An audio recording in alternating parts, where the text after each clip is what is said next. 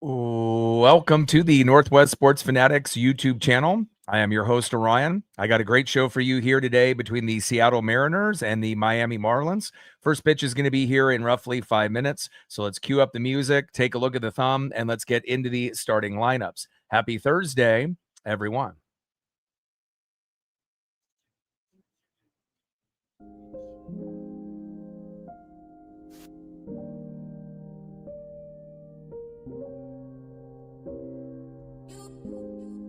And on the thumb, on the left, the phenom, it is Colt Emerson.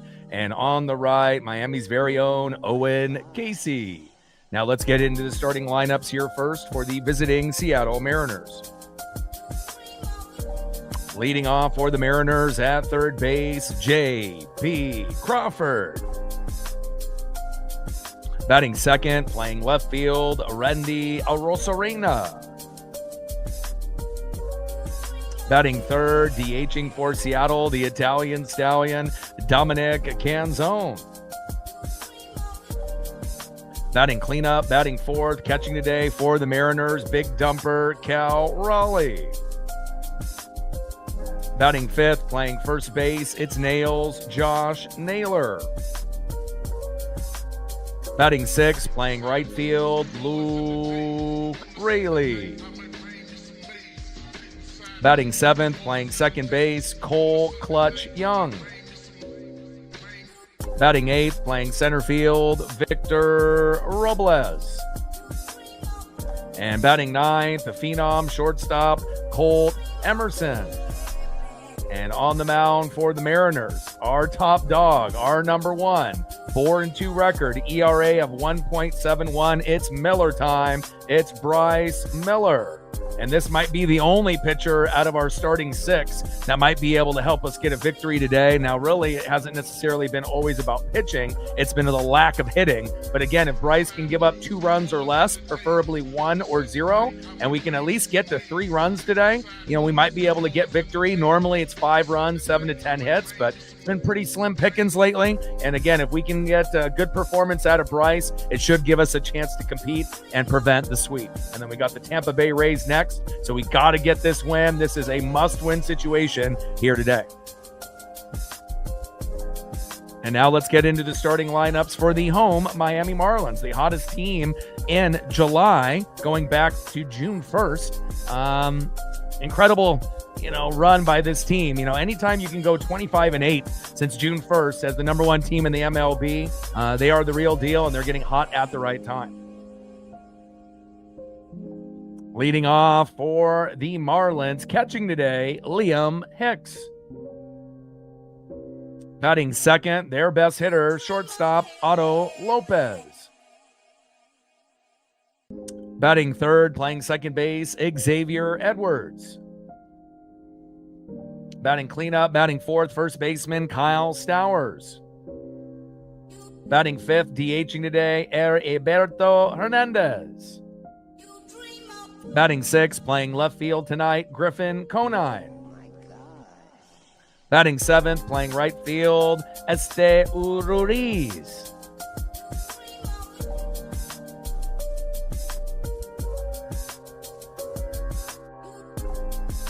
Batting eighth, playing center field, Jacob Marcy. And batting ninth, playing third base, Leo Jimenez. And on the mound there for the Marlins, 3-5 record, ERA of 4.80. It is Jansen Junk.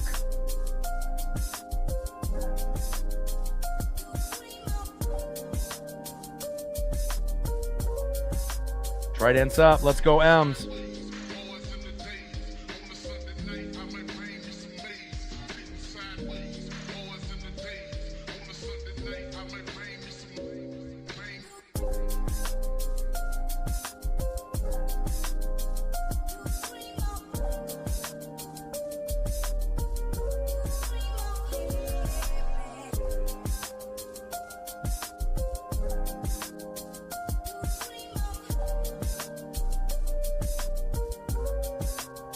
We're going to be shooting for 100 likes, 100 on that dono train.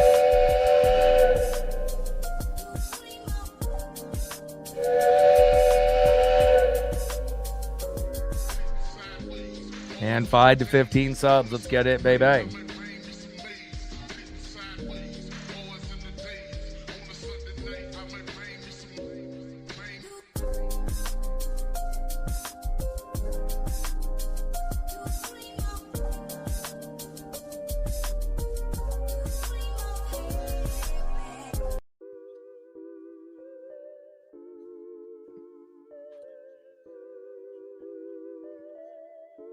Shout out to my boy Brooks Beats with the best beats on YouTube.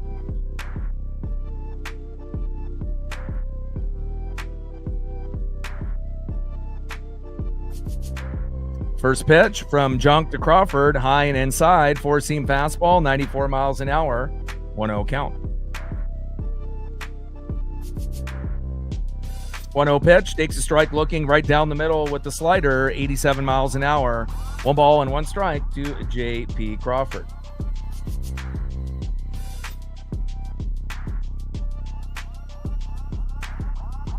Keith in the building, all day in the building. Callie and Daniel in the building. What's good? All day. And Parker in the building. Nathan in the building. Let's go.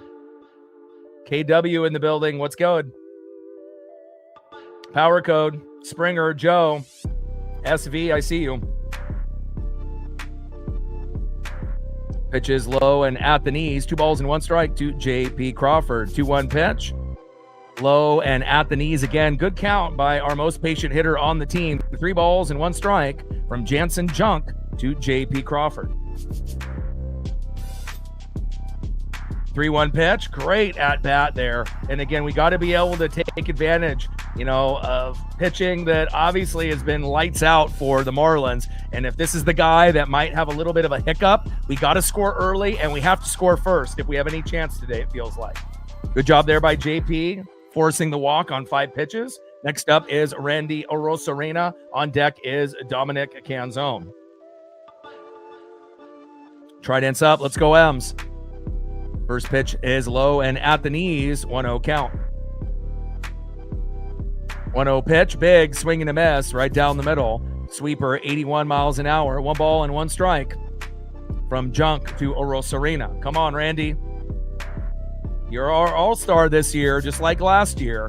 Just kind of feels weird with only 1. When we had Andres Munoz, Randy Arozarena, obviously Brian Wu, and Cal Raleigh as all-stars last year. And today, obviously in 2026, we only have Randy Arozarena. But again, we just got to be able to do our best, as we wait for Julio and Brendan Donovan to join the team. 1-1 pitch, high and inside. 2 balls and 1 strike from Junk to Arozarena. We need RBIs. We need to be able to have the ability to get 3 hits in a row. We're going to need a home run or 2 at this point. It's been slim pickings, obviously, against this very hot team, the hottest in baseball since June 1st, 25-8. The schedule makers did not give us really a break at the end of the All-Star break, having to play the hottest team in baseball and then the best team in the American League with the Tampa Bay Rays next. So, as long as we don't go 0-6 in these last 6 games, we'll be just fine. Pitches low and inside. Count now is 3 balls and 1 strike to Randy Arozarena. And look at this. Back-to-back walks on 5 pitches. I like this. We have to make them pay here. So JP with a walk, Randy Arozarena with a walk, and we haven't seen this at all in the entire series versus the Marlins. We have to take advantage. And again, that means being patient in the box. And if that means, walking and getting, bases loaded and having a walk and bringing that runner home from third, we got to do what we got to do, And again, hopefully Dom isn't overly aggressive here. I mean, if they've already walked the 2 batters, you got to have baseball IQ. And even though you feel that you might be able to get a hit on those first couple pitches, take a pitch or 2. See if he can actually hit the strike zone. And then we might get bases loaded for Cal. And if Cal is willing to be patient, we're going to get on the board. Dominic Canzone in the box. On deck is the big dumper, Cal Raleigh. And we haven't had too many games in 2026 where we've had our 2 first, batters in the box being walked on 5 pitches back-to-back. I hope that we have baseball IQ, considering we've already lost the first 2 games in the series. First pitch to Dominic Canzone. Takes a strike to see if he can actually get it over the zone. I like the patience. 0-1 count. RBI leaders, Cole Young with 42, Randy with 41, Julio with 40, Dominic Canzone 4th with 37. And Julio is due back in the Tampa Bay series, possibly tomorrow. Little dribbler up the middle. Could be a double play. Throw to first. And a double play for Dominic Canzone. Come on, Dom. And again, a little bit of bad luck by the Mariners as well, but at least we get JP to third, and hopefully Cal can get an RBI single or a home run to at least get us on the board. And I wish Dom was going to be a little bit more patient there, but no. Again, first two batters walked on the first 5 pitches. Worst possible scenario is a double play, and what do you know? You know, that's kind of the bad luck that we've had recently. Libra in the building, what's good? First pitch to Cal, popped up behind the plate. Be patient, my guy. 0-1 count. Top of the first inning, runner at third, JP Crawford with 2 outs. Mike in the building, what's good? You know, and a lot of our hitting woes started when we sent Johnny Pareda to AAA, you know, and again, we should have kept him on the team over Garver and actually had him play, even if that means at DH once in a while. It could have helped us get out of our slump. You know, we'll take anybody that can hit, you know, even if it ends up being a backup catcher, you know, but I guess the Mariners don't realize, you know, who's got game and who doesn't. 0-1 pitch, fouled off. Or takes a strike looking, fouled off on the first pitch, high and away. Takes a strike looking, low and away. No balls and 2 strikes to the big dumper at Cal Raleigh. 0-2 pitch, low and away. Change up 88 miles an hour there by Jansen Junk. 1 ball and 2 strikes with a runner at third, JP Crawford with 2 outs. Top of the first inning, 0-0, Mariners and Marlins.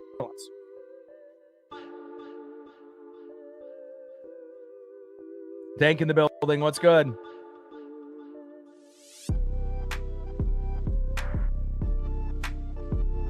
Big swing and a miss. Down goes Cal, and we leave a runner stranded. And again, patience in the box, you know. And again, if we're having issues hitting and you see the first 2 batters being walked on 5 pitches, why are we being so aggressive? You know, and again, baseball IQ. You know, I don't want to say that, you know, Dom and Cal don't have any, because Dom is usually, you know, the second most patient hitter to JP, but definitely Cal is pressing, you know, after his record-breaking season last year, and it just feels like more times than not, he's not learning.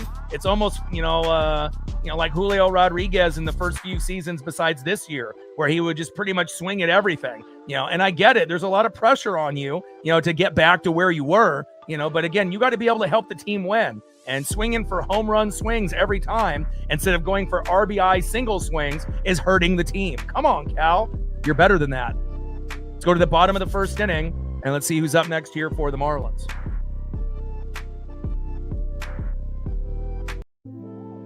Shout out to my boy Brooks Beats with the best beats on YouTube. Next up for the Marlins, catching today, Liam Hicks. Batting second, shortstop phenom, Otto Lopez. And batting third, second baseman in the 3-hole, Xavier Edwards. And on the mound for the Mariners, this could be our blessing, you know, to give us a chance today. Our number 1, our ace, 4-2 record, ERA of 1.71. If he had more innings under his belt, he would be in the All-Star game this season. It's Miller time, Bryce Miller. And we're going to need Miller to do his thing, hopefully give up 2 runs or less. And we got to get to 3 to 5 runs a day if we have any chance against this hot Marlins team. Trident's up. Let's go, M's. 77 subs to go to 24,500. Shout out to our female audience as well as all of our new subs. Gained another sub during the commercial break. Appreciate you. 76 subs to go to 24,500. And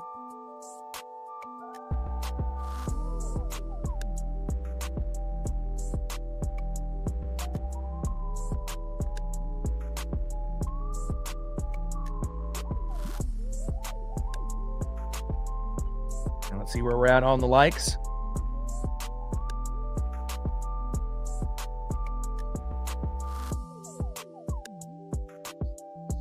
Looks like we're at 32. First pitch popped up by Hicks. JP Crawford is there, and that is 1 away.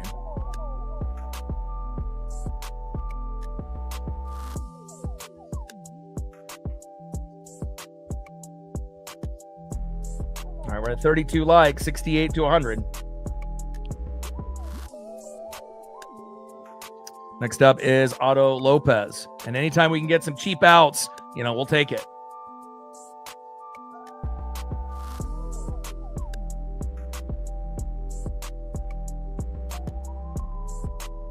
Next up is Otto Lopez.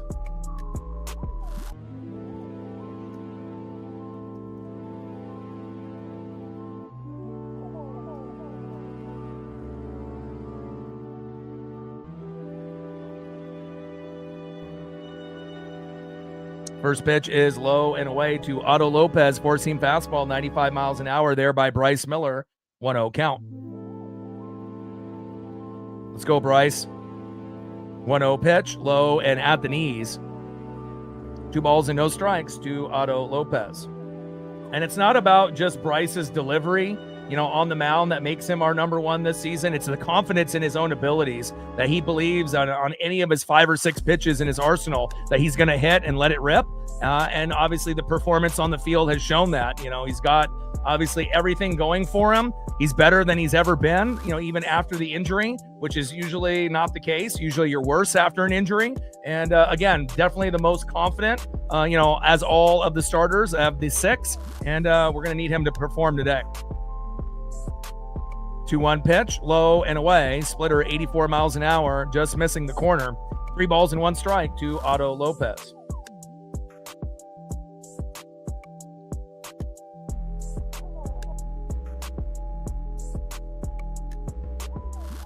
Three-one pitch, and that's a walk to Otto. And hopefully Bryce won't have too many of those.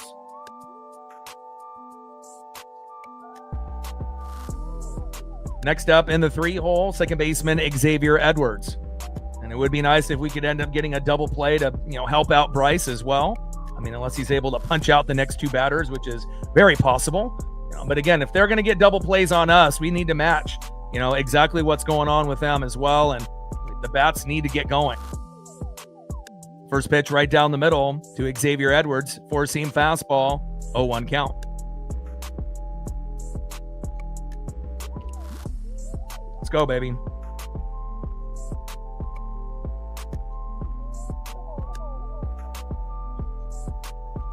Oh, 1 pitch for Miller. Little chopper up the middle. Give me that double play. Not in time. Throw to first. Throw is high. And did Naylor get the foot down on the bag? And it looks like he is safe at first. Throw is high by Bryce Miller. Now runners at first and second with 1 out. And again, Bryce, and again with pitchers, sometimes it's one of those things where, just like with a bunt, they kind of freak out a little bit. They don't have any really patience or calmness. They're just in such a hurry. And I get it, deservedly so, but you got to be able to get the ball, to the first baseman, in a somewhat, attainable out. And obviously that was high. Runners at first and second. Hopefully we get a double play here on Kyle Stowers. Bottom of the first inning, runners at first and second with 1 out. Popped up and out of play. 4-seam fastball, 95 miles an hour right down the middle. 0-1 count. And again, Uncle Mo goes both ways. When it rains, it pours. And then on top of that, when things are going great, nothing can go wrong and you're on cloud 9. It's just we have had more of those oh no moments instead of feeling like we're on cloud 9 this season. But again, hopefully we'll be able to bail him out with a double play. Unless he's able to get a pop-up and a strikeout or any combination of ground outs or pop-ups that we can get. Bottom of the first inning, runners at first and second with 1 out, 0-0 Mariners and Marlins in a must-win game. Got to prevent the sweep, and we got a 3-game set against the best team in the American League, the Tampa Bay Rays, up next, which is not ideal. We just got to try to do our best in these last 6. And obviously going 0-2 in the first 2 games is not what we wanted. Popped up. Luke Raley is there, and Lopez stays at second, and that is 2 away.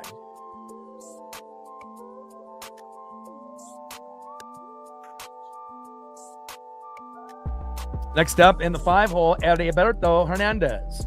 On deck in the 6-hole, left fielder Griffin Conine.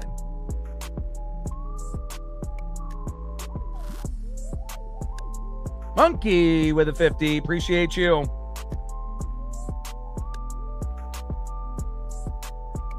Hey, small ball. Exactly. You're on it, man. And I appreciate you with all the love and support. $50 holla. Let's go, M. Seems like every year us fans are praying and preaching for the Mariners to play small ball, myself included, which only happens with patience and no descending or self-inflicted pressure. And again, if you were watching the beginning of this game, terrible at bat for Dom and even worse for Cal. And I get it. Cal probably has the most pressure on his shoulder. But again, by not adjusting home run swings on every at bat, and then instead of adjusting to single and double swings, think about how many strikeouts and pop-ups that he's had. 0-1 pitch popped up there by Hernandez. Randy is there, and at least we keep the runners stranded off a little bit of a bugaboo there in the first inning. But baseball IQ is so important, and you got to think, how are Fanatics smarter than professional players? And again, we're going to do more reading and film study and whatnot, but, you would hope, at some point or another, that some of these players would be able to recognize, what's going on in the room, so to speak. Dan Wilson has no fucking awareness. You have to hope that the players do. But if JP gets walked on a 5-pitch count, and then Randy gets walked on a 5-pitch count, why are we even swinging at the first couple pitches if you're Dom or Cal? Maybe if you're patient enough to get it to pitch 4, 5, or 6, maybe you get walked. And then all of a sudden we end up getting an RBI or a grand salami, or, is there a chance that you could still hit into a double play with bases loaded and no outs? Hell, we've done it before recently, but again, they're not helping the, teammates out. And I feel like the baseball IQ has definitely gone backwards. And again, we haven't been the same hitting team since we sent Johnny Pareda to AAA. He needs to be on this team, and again, it's not necessarily one of those things that you need to have 3 catchers, but he needs to be on the team instead of Garver. And even at times, maybe even have Pareda DH if you want Cal to catch, and again, Dom is our normal DH. I get that. But if he ends up being healthy enough and you move him to right field and, maybe move Luke around, or, wait till Luke can play later in the game, you got to be able to maneuver the lineup a little bit. And again, Pareda is actually one of the better hitters on the team. And what do? You send him to AAA, and it kind of shows you that the Mariner organization, they don't really have a pulse. Just because you spent $6 million on Rob Refsnyder doesn't mean that he should still be on the team right now. But again, that's the management and the manager, and there's nothing we can do with that at the moment. All right, at least we didn't have them score any runs. Let's go to the top of the second inning. Next up for the Mariners, in the 5-hole, use a damn leg kick. It's Nails, Josh Naylor. Batting second, Mr. Hustle himself, right fielder, Luke Raley. And batting third in the 7-hole, second baseman, Cole Clutch Young. Tridents up, let's go M's. And again, I was actually going through a lot of the stats, as of late, and in most, categories in hitting, we're 30 out of 30, and in a majority of the stats, that are, with the offense, we're 25th in a couple stats, and then 29th or 30th in almost everything else. And that is unacceptable. And I know we've had injuries with Julio and a few others, as Naylor with a little blooper, diving catch. And is it caught? No, it's dropped. Wow. And Naylor gets lucky like Cal did yesterday with kind of a bloop single that ends up dropping early, but can we make them pay? Monkey with a 50 to go. Appreciate you. And again, we get a little bit of a lucky hit, as Jimenez and Lopez dive for that ball, just like Cal Raleigh had that bloop single that should have been an easy out. But again, we have to take advantage. Next up is Luke Raley. Let's go, Mr. Hustle.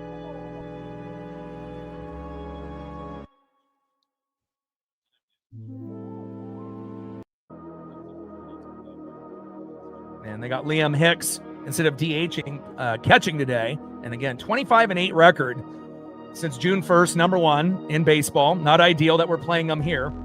And then the schedule makers did us dirty, having to play the Tampa Bay Rays. And I get it, Florida, you're going to double up on the road with those two teams, but it just kind of stinks, that the Marlins are the hottest team since June 1st. And then we got to play the best team in the American League, even better than the Yankees, in the Tampa Bay Rays, who are just on fire right now. They're playing like the Dodgers, of the National League. And again, I just pray that we don't get swept in back-to-back series, which could happen, but I'm hoping that at the very least we can win 2, but I'm really hoping we can win 3.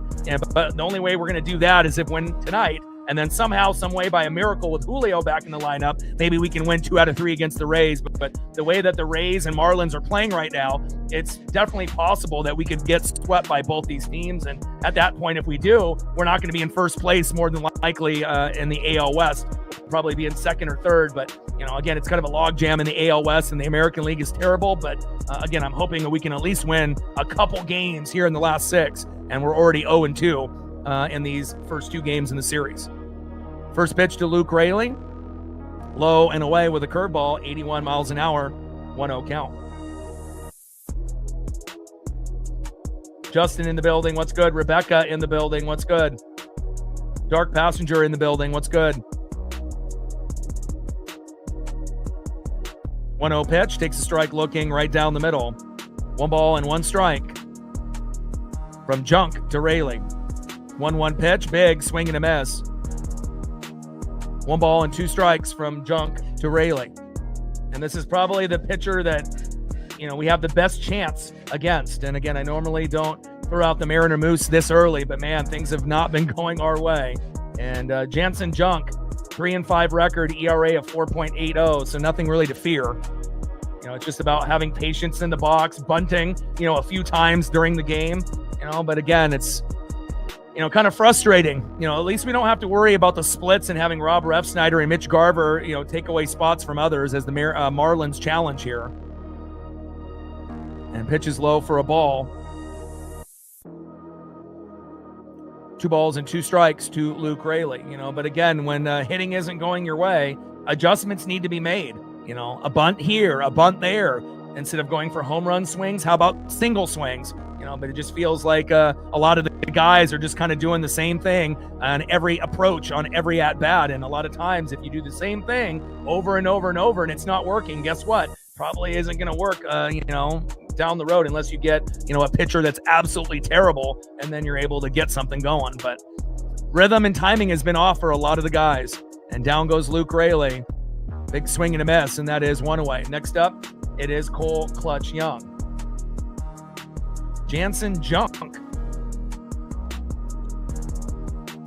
First pitch in there to Young. Takes a strike, 0-1 count. And usually with Cole, he's probably the 3rd most patient guy on the team. If he ends up going 0 for 4 or 0 for 5 in a game, the most that he typically struggles is, maybe 2 games of 0-8, and then he breaks out. But let's hope today can be the day as we get a stolen bag there and safe. Here we go. Good job there by Josh Naylor. But again, everything really started when they sent Pareda to AAA. And again, I went to the 4th of July game where we put up 11, but again, we play much better at home than we do on the road. And it doesn't help that we're playing the 2 hottest teams in baseball in the Marlins as well as the Rays. And Josh Naylor, run, Josh, run, Josh, wild pitch. And yes, look at that. A wild pitch as he gets caught in between second and third. Should have been an easy out. It gets thrown over the third baseman's head, and Naylor comes from second base to third and third to home with an error by the Marlins. 1-0 Seattle. That could have been really bad, especially Naylor getting caught in between second and third. But again, luckily the throw to third was high, and we end up getting Josh Naylor from second to third and third to home. 1-0 Seattle. It's luck, but we'll take it.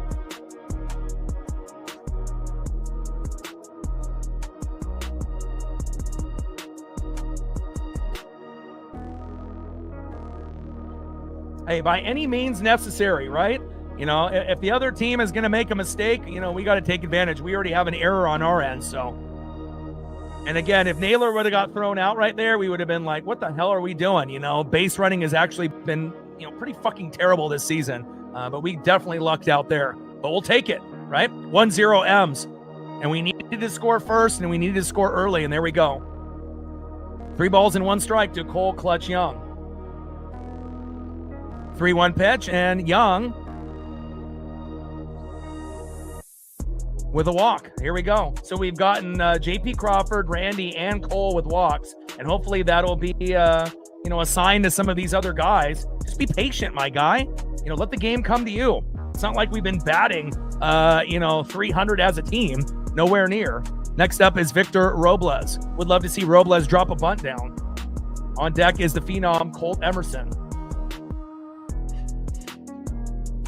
A quarter of Emerson's hits are home runs, but he's been on a little bit of a slump in the box. Hopefully he'll let the game come to him as well. And, maybe this will be the day that Colt kind of finally gets a hit or two and kind of breaks out.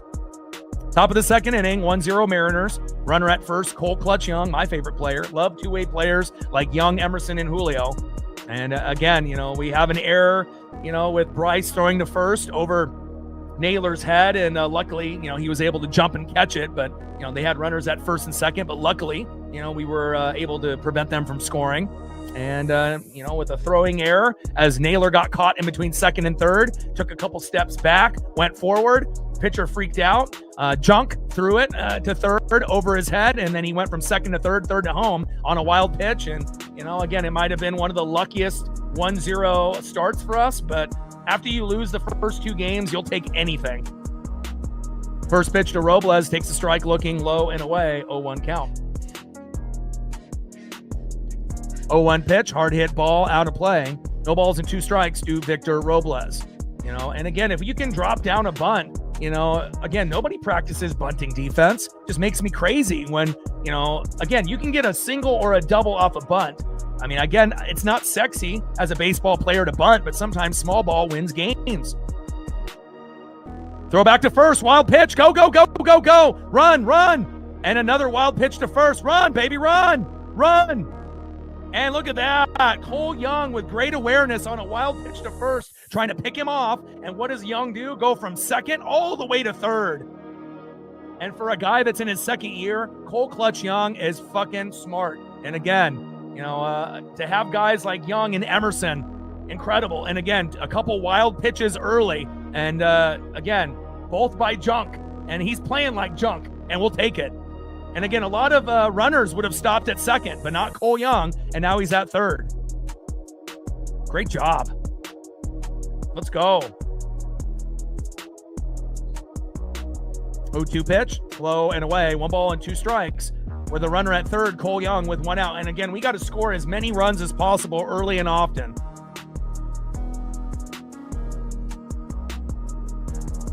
1-2 pitch, and that is strike 3 looking. All right, here we go. This is time for Colt Emerson to get out of the slump and give us an RBI. He doesn't even need to homer. But again, a lot of his hits have been just kind of slow dribblers up the middle that haven't been able to get past the infield. The shortstops, second basemen, and third basemen have been gobbling them up. So if Emerson can just get a little bloop single into the outfield or hit it hard enough to get it into the outfield, we'll have a 2-0 score. Unless we're lucky enough for him to get a home run here on Junk and to make it 3-0. That's obviously best case scenario. Come on, Colt. First pitch is high and away, 1-0 count. And I would take a walk out of Emerson as well, but I'm not sure if he's patient enough as a rookie. We'll see. Hopefully Young, and M can, kind of, vibe together. And, we need our young guns, the CNC factory, to play well. Pitches inside, 2 balls and no strikes to Colt Emerson. Take the walk, Colt, if it's there.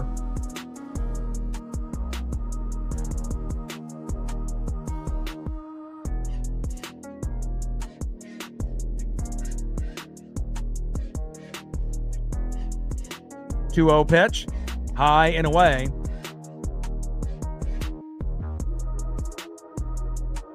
Three balls and no strikes to Colt Emerson. Take the walk, Colt.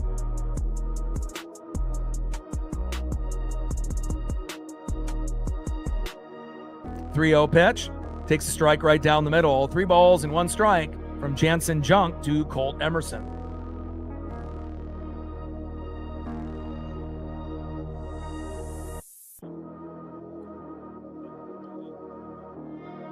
Three-one pitch.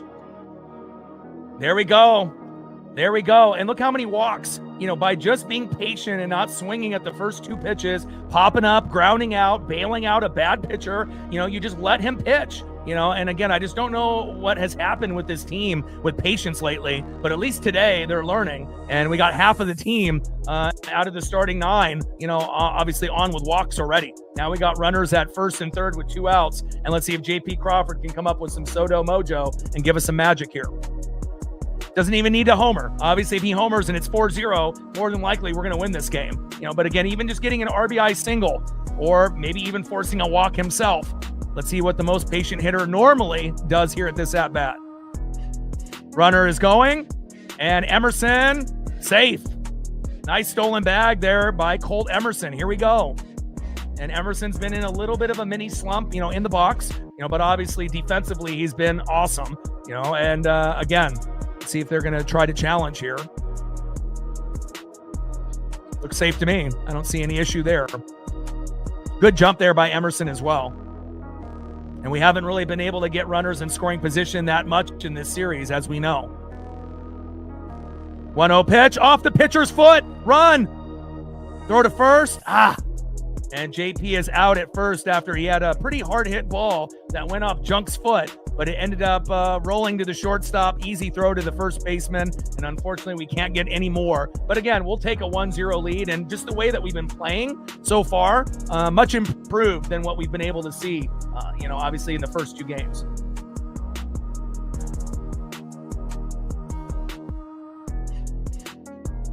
Trident's up. Let's go, Ems. All right, let's go to the bottom of the second inning, and let's see who's up next here for the Marlins. Shout out to my boy Brooks Beats with the best beats on YouTube.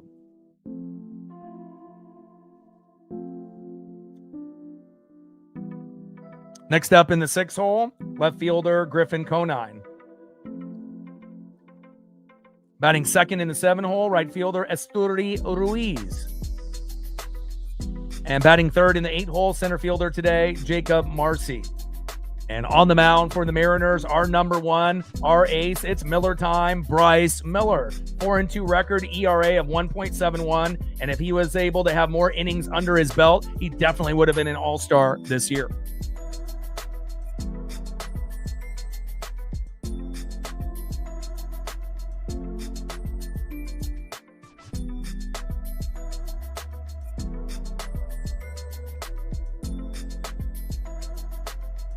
All right, 73 subs to go to 24,500. We're at 50 on the dono train from Monkey. He's our MVP. 50 to go. Appreciate you, especially after that $400 emergency vet visit for Paisley. Every dollar counts. Appreciate you very much. And we're at 59 likes. Good start. 41 to go.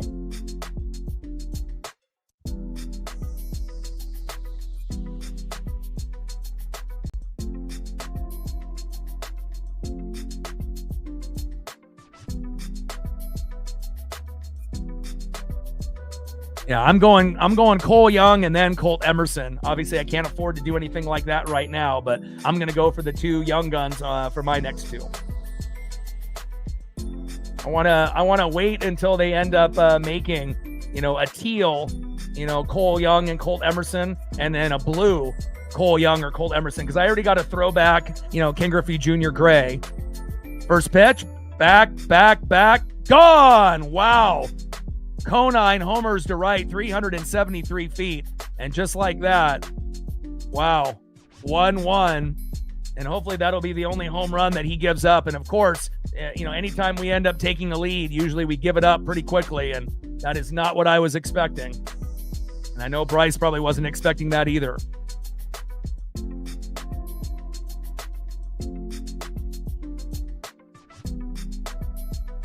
Next up is Esturi Ruiz.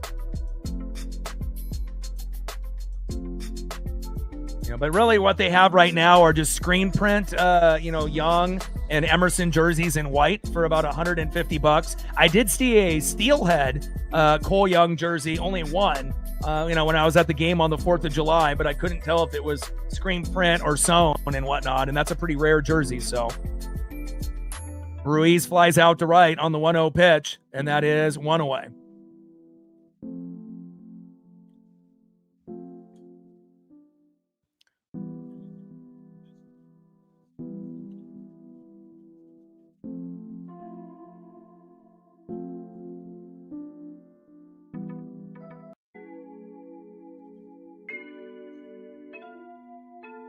Shout out to my boy Brooks Beats with the best beats on YouTube.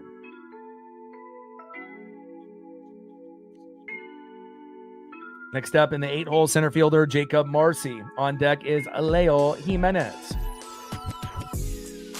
Those old school Florida Marlins colors are pretty fire.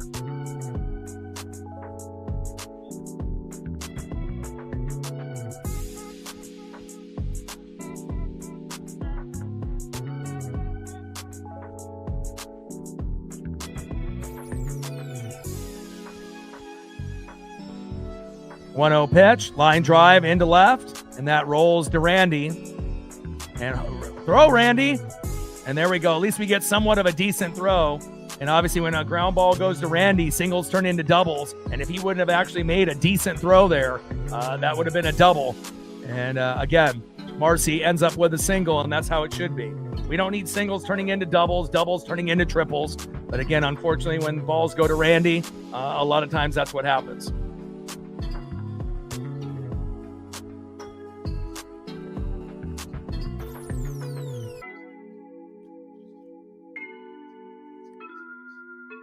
First pitch to Jimenez is low and away, four-seam fastball, 94 miles an hour, 1-0 count. 1-0 pitch, popped up into right. Luke Rayleigh is there, and that is 2 away.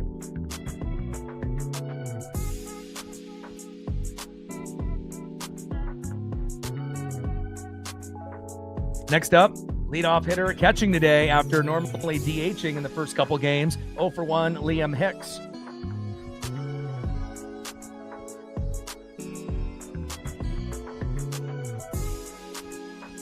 But again, once, we get a little bit more, time under, Young and Emerson, you would assume that they'll be producing more of the colors of the jerseys. Not really a whole lot available, unless you want screen print, but I definitely want to be able to see some of those other colors, the steelhead, the teal, the blue even. I don't have a teal or a blue. Would definitely like to add those to the collection at one point. Throw to first. And safe. Marcy safe at first. Bottom of the second inning, 1-1 Mariners and Marlins. Runner at first with 2 outs. Miller on the mound. Hicks in the box. And at least we're on the board. A lot of these, games lately, we've been sitting at 0 for quite a long time, and we got our best pitcher on the mound. So, again, if he gives up a home run here or there, I'm okay with that, as long as hopefully they're only solo dingers, but hopefully that's the only homer that Bryce gives up. And if we can get to 3 to 5 runs today, that might be enough to win. 1 ball and 1 strike from Miller to Hicks. 1-1 pitch, big swing and a miss, low and away. 1 ball and 2 strikes to Liam Hicks.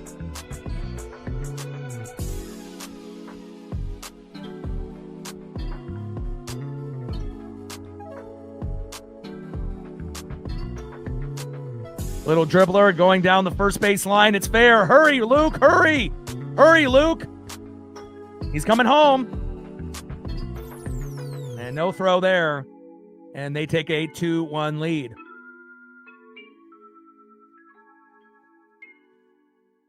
Big hit there by Liam Hicks right down the first base line. No chance for Josh Naylor.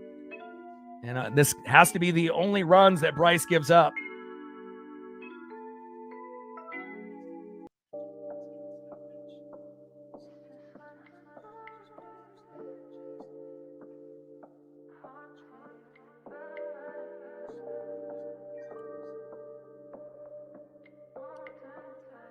Next up in the 2-hole, shortstop Otto Lopez. On deck is Xavier Edwards.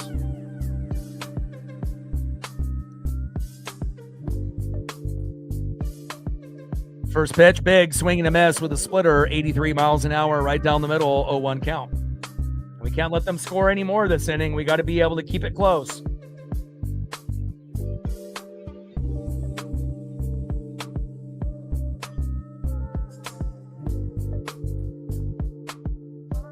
Big swing and a miss there by Lopez, who's got his batting average up 100 points from last season to this year, normally around a 240, 250 hitter. And, when you could end up going from 240, 250 to 345, you're doing big things.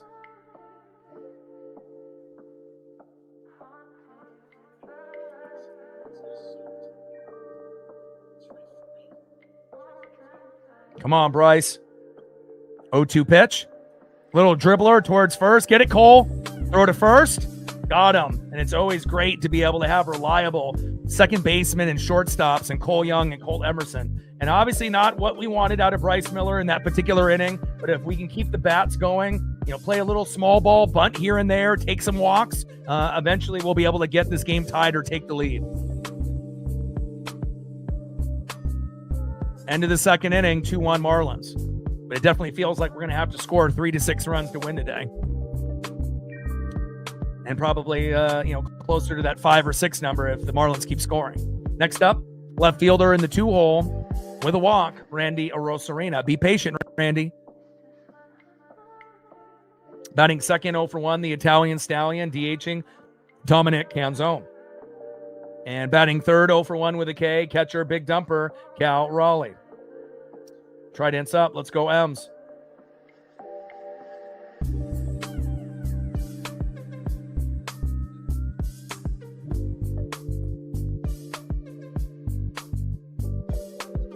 Gained 3 more subs since the last commercial break. Appreciate you. 70 subs to go to 24,500. Less than 600 to go to get to 25,000. That'll be exciting. We're at 50 on the Dono train because of Monkey. He's our MVP. 50 to go.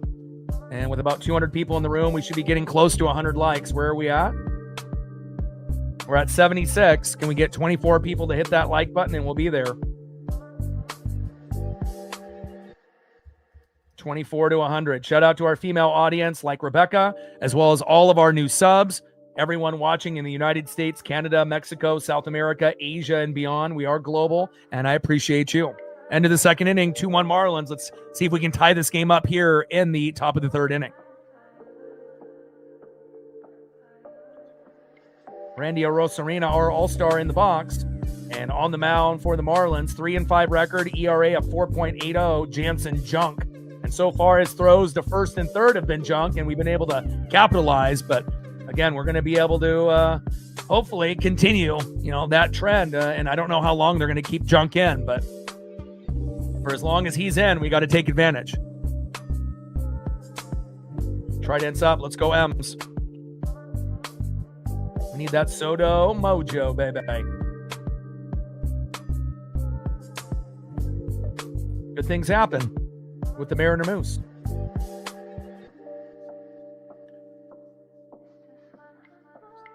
First pitch to Randy is low and away, 1-0 count. Change up 86 miles an hour there by Junk.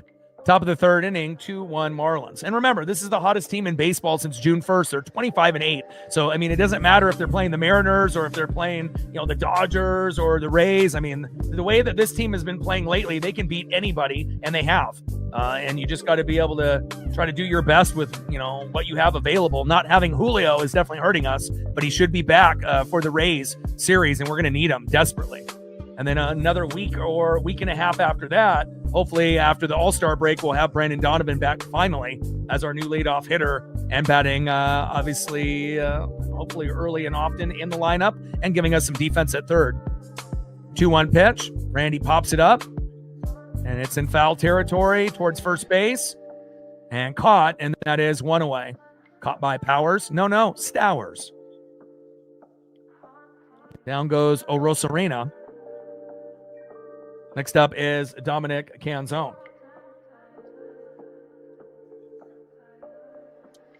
And I am curious to see who the other 4 participants that are going to be about the home run derby. It's not going to have the same feel as it did with Cal Raleigh winning it last season and whatnot, but I'm definitely excited about it. We'll definitely do that here on the channel, as well as the All-Star game. And that's my favorite All-Star game out of any of the 4 sports because they actually try. It's not like the Pro Bowl with flag football or the NBA All-Star game, which really isn't as good as it used to be. And then I feel like maybe the NHL All-Star festivities are second best, but not even close to the MLB. 1-0 pitch is in there for a strike to Dominic Canzone. 1 ball and 1 strike from Junk to Canzone. Come on, Dom.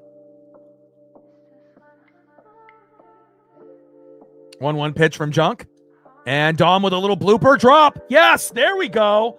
My man.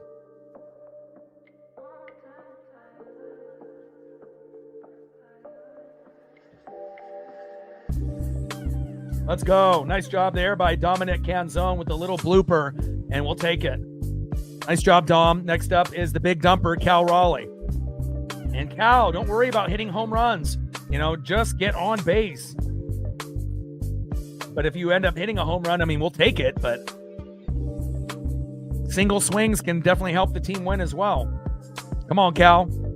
Next home run will be number 10 for Cal Raleigh.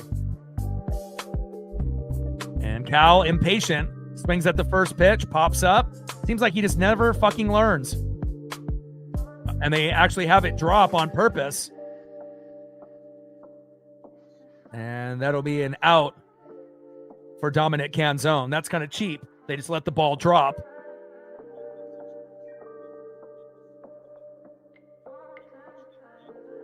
So Cal safe at first. Kind of a cheap way for Dom not to be able to still be on base. And that is 2 away.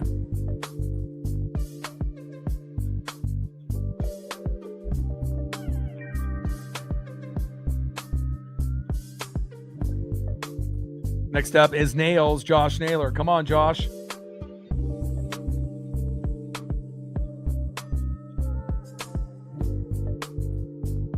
Marlins challenge. And Miami is out of challenges. Great. Obviously, anytime you can end up having the opponent out of challenges within the first 3 innings, that's great. We had Randy, challenge 2 pitches in the first inning a few games ago, and then we lost both of those and lost all of our ability to challenge the rest of the game. And that definitely can hurt you if it's close towards the end of the game. See if we can take advantage now. 1-0 pitch in there for a strike. 1 ball and 1 strike from Junk to Naylor. Let's go, Nails. Naylor in the box. On deck is Luke Raley. 1-1 pitch, high and away. Good patience there by Naylor. 2 balls and 1 strike from Junk to Naylor. Top of the 3rd inning, runner at first with 2 outs. 2-1 Miami. This is a must-win game for the Mariners after dropping the first 2 games, and we got the best team in the American League next in Tampa against the Rays. Junior Caminero and everyone else has just been lights out.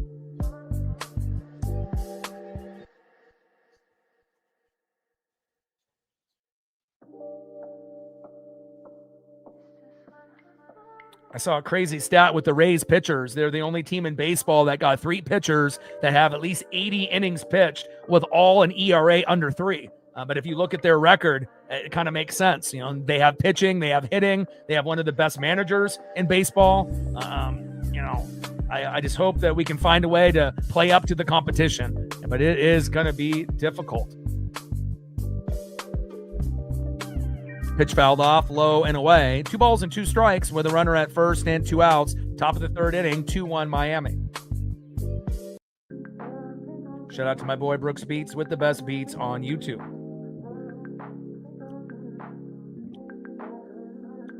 Little dribbler up the middle. Fielder's choice, and that is out number 3.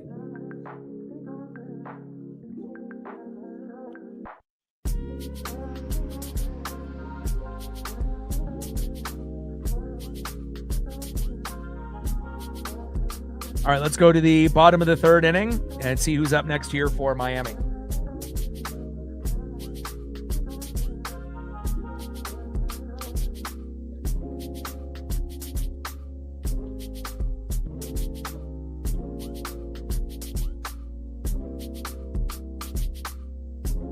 Next up for the Marlins, second baseman in the 3-hole, 1-for-1, Xavier Edwards. Batting second, 0-for-1, first baseman Kyle Stowers. And batting third, 0-for-1, DHing today in the 5-hole, Heriberto Hernandez. Trident's up. Let's go, M's. Shout out to my boy Brooks Beats with the best beats on YouTube. 70 subs to go to 24,500. And we gained another sub since the commercial break. Thank you so much. 69 subs to go to 24,500. We're at 50 on the dono train with a $50 dono by Monkey. He's our MVP. 50 to go. And we're at 84 likes. We need 16 more, and we're at 100. We can get 16 people to hit that like button. We'll be there right now.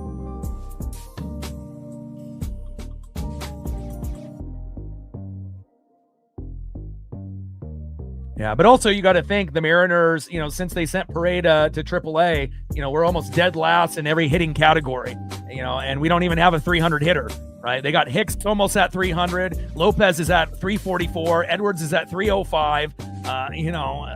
Even a few of the other guys that, either have gone to the bench or, recently ended up getting a minor injury. They usually have about, and then Sanoa, hovering around 300 as well, even though he's not in the lineup right now. So, to have four guys, pretty much around the high 280, 290 number or above 300, it's like if you look at our team, we got Randy at 285, right? But then after that, what else do we really have? I mean, Young is usually hovering around 250, 260, which is pretty good for a second-year player. Canzone at 269. He was around 280, but has gone down a little bit. But, we don't even have one 300 hitter. So, and again, with our pitching and bullpen and management decisions, it's not been ideal. But again, once we get Julio and Brandon Donovan back, things can, obviously get a little bit better for us.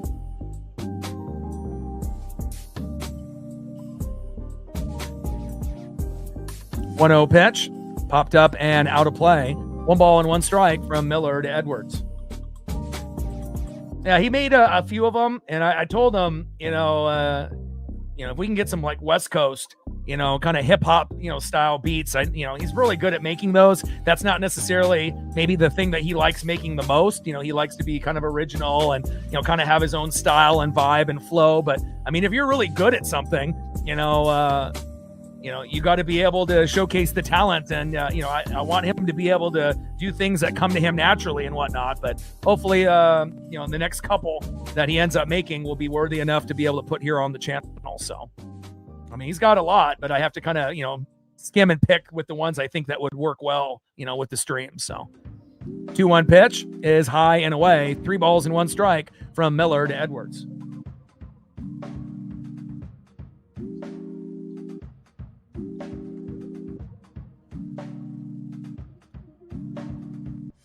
Three 1 pitch in there for a strike on the corner. Or is that a walk?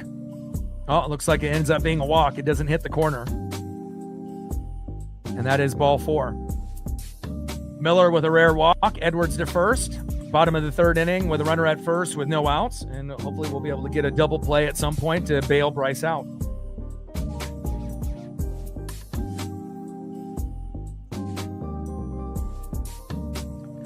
I just want hip hop beats, something that, makes you bob your head and whatnot, and hopefully it'll be something kind of, similar to, like this.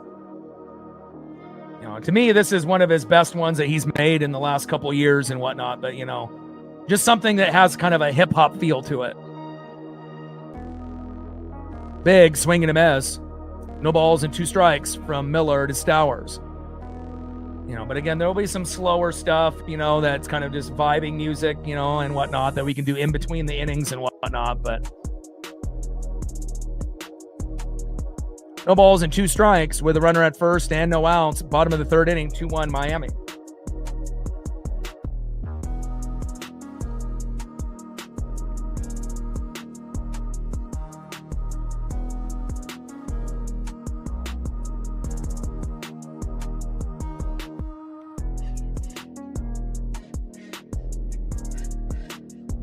And everything that he makes is all original. So he's not, taking samples from other artists and trying to, copy them and whatnot. As Stowers strikes out swinging. And that is 1 away. But to me, this is the best one that he's made in a couple years. So.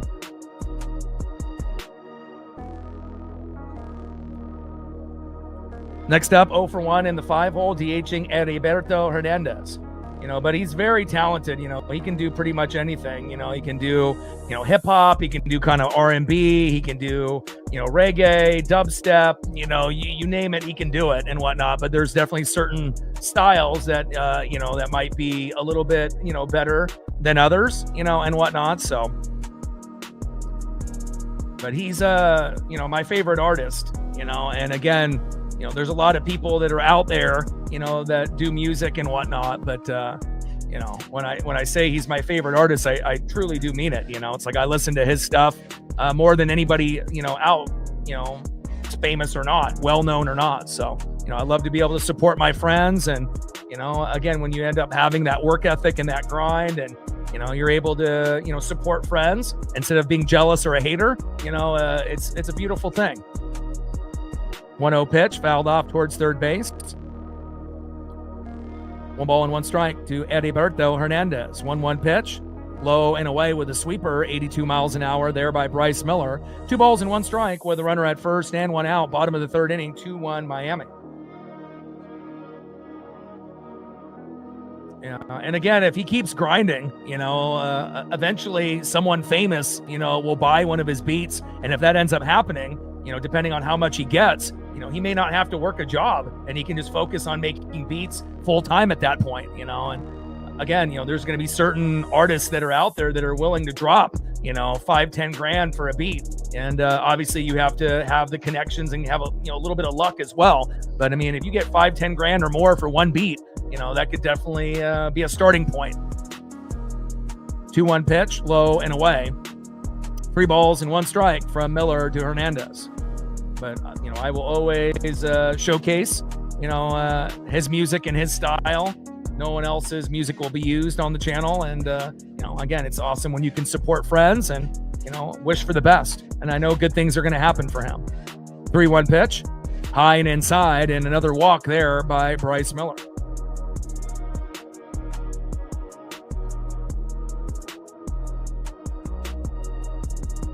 And if we're really being honest, to be able to break through as a beat maker or a hip hop artist, or even just a singer, or, in general, singer, songwriter, rapper, beat maker in the West Coast, if you're in Oregon and Washington, it's not easy. Obviously, there's going to be more opportunities in California, but I mean, it's pretty difficult to break through in Oregon and Washington. Can it be done? Yes, it can, but as long as you don't quit and you have a certain type of skill set, which, Brooks does, he was playing piano, when I was watching baseball around 3-4 years old. And, he's always had a special connection to music, and it's just about him applying himself and, not quitting. And he has my support all day. And, again, if you end up grinding, eventually good things will happen. Bottom of the third inning, runners at first and second with 1 out, 2-1 Miami. Mound visit there by Cal to settle Bryce down. And hopefully we'll be able to get a double play here and keep this game at 2-1.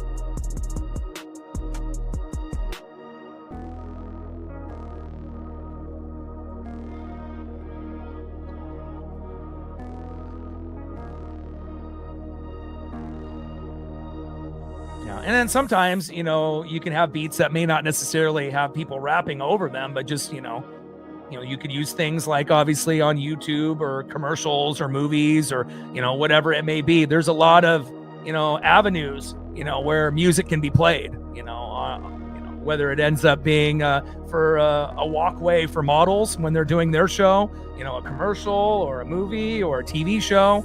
YouTube. I mean, there's a lot of avenues besides just, hoping that someone buys your beat as a famous artist. Little dribbler up the middle. Give me that double play. Throw to first. Got him. Let's go. You ask for the double play, you get the double play. Let's go.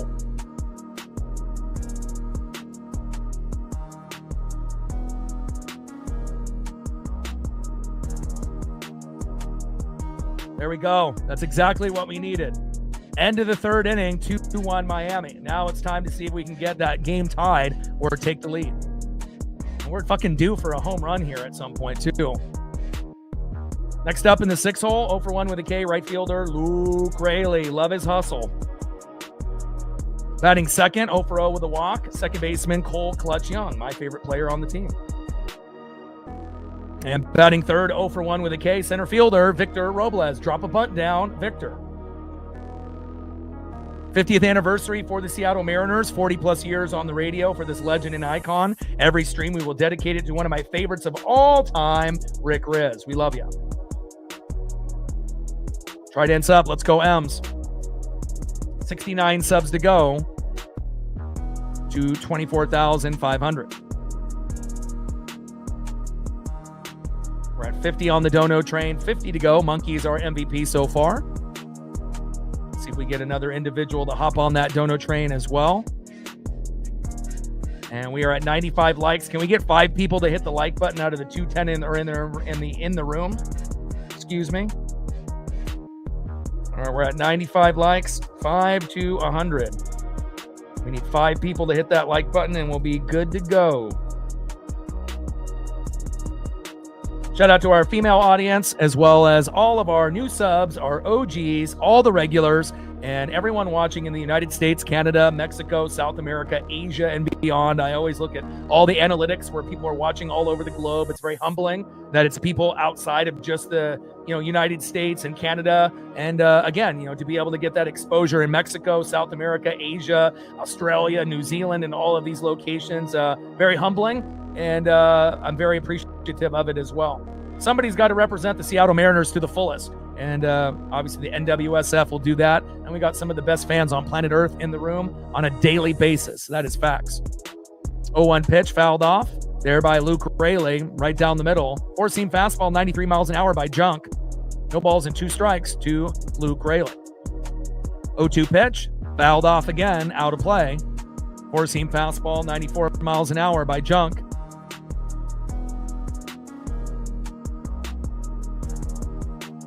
That would have ended up slicing a little bit more towards the right side. That would have been a home run by Luke Rayleigh. Appreciate you, TJ.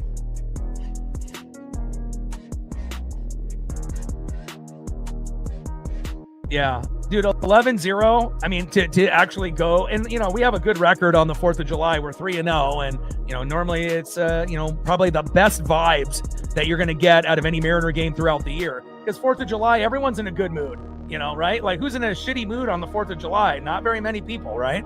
So, we usually play some great ball. And with the 250th anniversary of America, they had a car show, a live band, marching band on the field, pregame, all kinds of great vibes. And Rayleigh pops up. Jimenez is there at third, and that is 1 away. But to be able to see the car and truck show, a few, cars and trucks, some vintage stuff, was very cool. And again, to be able to get Randy with a grand salami, Cal with a 3-run jack, Dom with a 2-run bomb, and to be able to win 11-0, I mean, it's pretty tough to beat those vibes. It's the second most runs that we scored this year. 12 is the most, where we scored 12 on the White Sox and won 12-6, but 11-0 is a little bit better. First pitch is fouled off, out of play by Cole Clutch Young, 0-1 count. Let's go. 113, I like that. 87 more.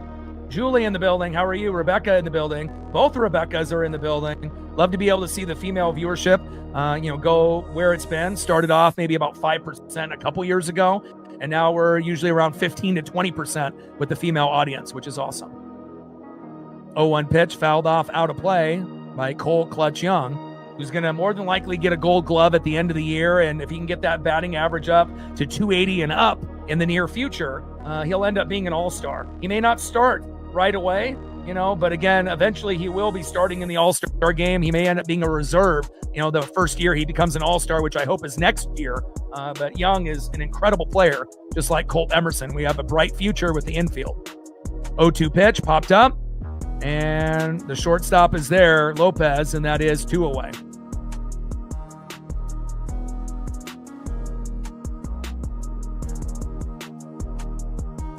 Next up is Victor Robles. And hopefully Cole will be able to get something going before this game is over. I believe he will. Let's go, Victor. Little dribbler up the middle. Throw to first. And that is out number 3. All right, let's go to the bottom of the 4th inning and see who's up next here for the Marlins.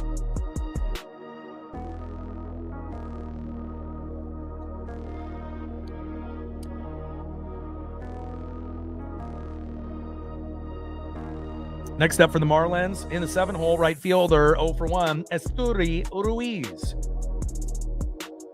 Batting second, 1 for 1 with a run, center fielder, Jacob Marcy. And batting third, 0 for 1 in the 9-hole, third baseman, Leo Jimenez. Trident's up. Let's go, M's. 69 subs to go to 24,500. Let's see where we're at on the likes.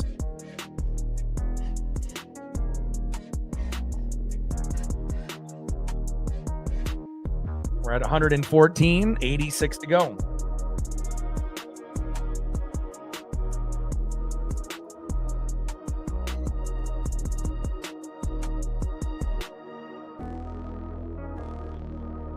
Monkey, our MVP so far with the 50 to go.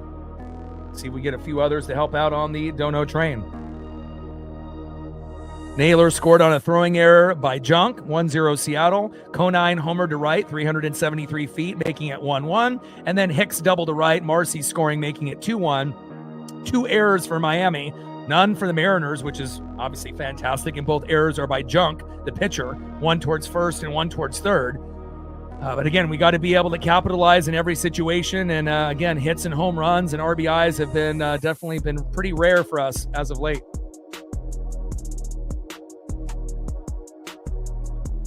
Let's look at Junk's numbers. 4 innings pitched, 2 hits, no earned runs, 4 walks, 3 Ks, 61 pitches, 34 strikes with a 4.50 ERA.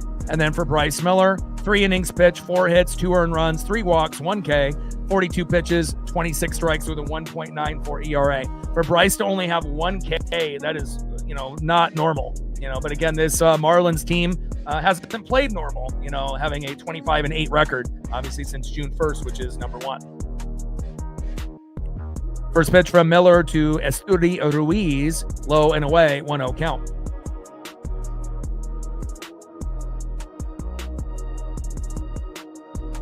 .1-0 pitch, popped up and out of play. 4-seam fastball, low and away, 95 miles an hour. 1 ball and 1 strike with nobody on and no outs. Bottom of the 4th inning, 2-1 Miami.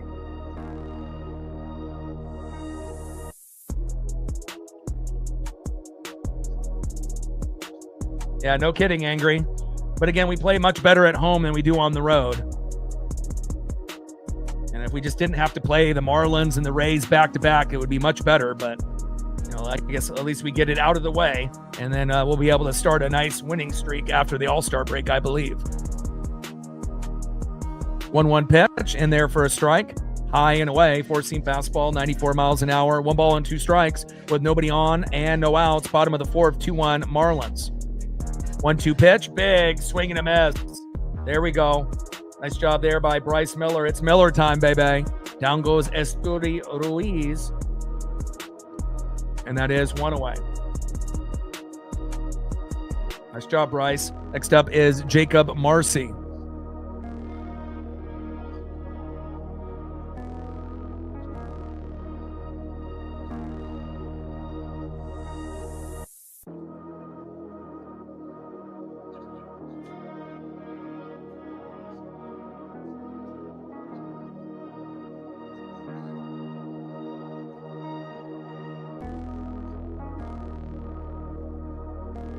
First pitch is high and inside, 1-0 count.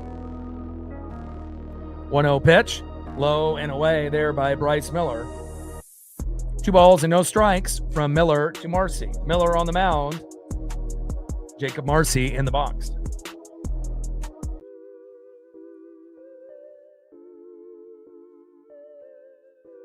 Two-0 pitch from Miller. Big swing and a miss, high and inside. 2 balls and 1 strike from Miller to Marcy.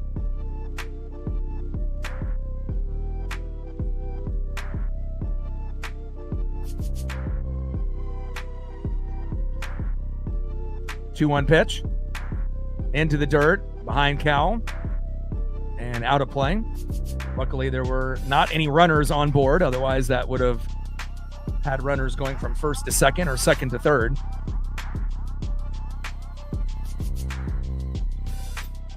Three balls and 1 strike to Jacob Marcy. Come on, Bryce. Lock in. 3-1 pitch. A laser towards first and foul. Four-seam fastball, 95 miles an hour there by Bryce Miller, our number one pitcher this year. And I don't think anyone anticipated that, especially after he was injured for, the first couple months. But it was a pleasant surprise. Hancock has been better than we thought. Castillo, obviously, on the back end. I don't think that surprised anyone. Wu and Kirby, being worse than expected was not ideal. And at least Logan, even though he started off slow, might be our second best pitcher at the moment to Bryce Miller. So again, guys are going to go up and down, and hopefully Wu and Kirby can get on the Gilbert Miller level and we'll be just fine. I mean, we want to be able to have at least 5 strong pitchers, and then Castillo, and even with Castillo, his last couple starts, he's been pretty good. He's given up 2 runs or less. A lot of our pitchers have given up 2 runs or less, but if we can't score 3 or more, it doesn't really help us out, even when a pitcher actually has a good game. And, hitting has definitely not been our forte as of late. 3-2 pitch, and that ends up being a walk. And I don't think I've seen Bryce walk this many batters in a long time. He's got 2 Ks, but the walks now are at 4. Should be 4 Ks and 2 walks, not 4 walks and 2 Ks, but as long as those guys don't score off these walks. All right, next up is Leo Jimenez.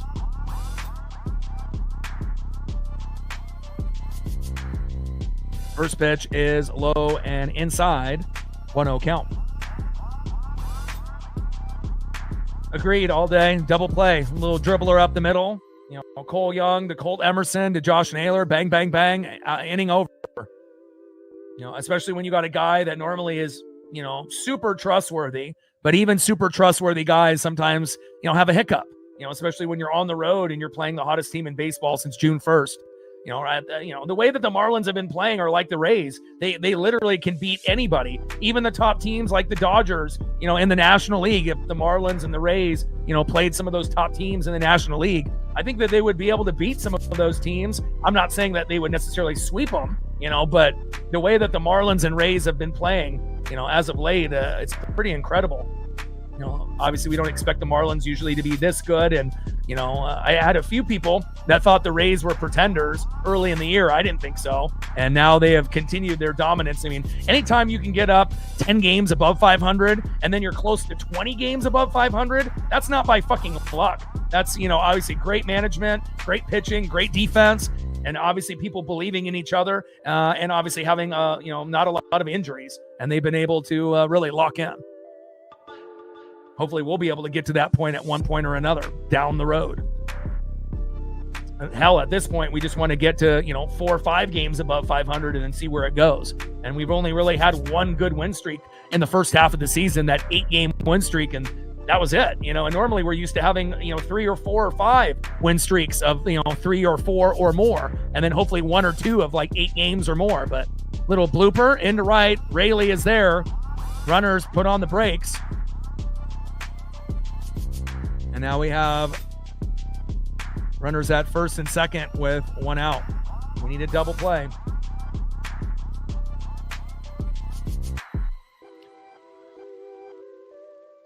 Yeah, but also you have to remember the injuries. You can't predict that. No one predicted that almost every player on our team would get fucking hurt this year. And then having 3 starters in the bullpen not available. Mooney going from top 5, closer to being bottom 10. Again, and a lot of our stars and regular players being injured. I mean, I've been watching this team, Angry, for 40 years, and I've never, ever in one season ever seen so many talented players, get injured. So that has a big part of it, and also obviously guys not playing up to expectations. That's a part of it too. And Dan Wilson not being a very good manager, not having a closer that you can count on, starting pitching going up and down, bullpen getting banged up. And then the guys that are in the bullpen sometimes letting us down. It just hasn't been, the season that we thought. But with all that being said, in first place, we could definitely be 15 or 20 games below. Then what would you say? So again, you got to be able to take it for what it is. With all the bullshit that we've had to endure to be hovering around first place, with all of the things going sideways, and again, normally we're about a 500 team in the first half anyways. So again, if it was any other team, they would be 15 or 20 games below. Double play. Throw home and safe. Damn it. Double play does not work. 3-1 Miami. But again, it's not how you start, it's how you finish. So, and again, if we end up making the playoffs, that's all that matters. Win the division is the goal, but if we don't, and it's the Astros or the Rangers, so be it. But as long as we get in and we get hot at the right time, that's all that matters, right? It's going to be us, the Rangers, the Astros, the White Sox, the Guardians, and then obviously the favorites will be the Rays and the Yankees. And then, we'll just see what happens. But based off talent, we have as much talent as any team in the American League. But again, the injuries have definitely cost us, as well as Dan Wilson's poor management.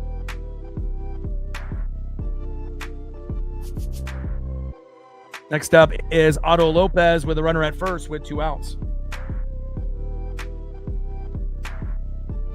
And again, a lot of people are, depressed or angry, but again, how would you feel right now if we were the Angels record and we were in last place, with everything that's gone wrong this year? Emotions would be, a lot worse if we're dead last and we're 15 to 20 games below 500, so. I mean, if we're looking at talent, this is one of the most talented teams the Mariners have ever had. It's just, things have gone wrong. But again, you can really learn about, what you're about when you go through adversity, not only in life, but in baseball. So, again, it's a long season. And after we get past the All-Star break, again, I expect this team to get very hot. And hopefully Julio and Brandon Donovan don't have any more injuries the rest of the season. And if that's the case, good things are definitely coming to Seattle.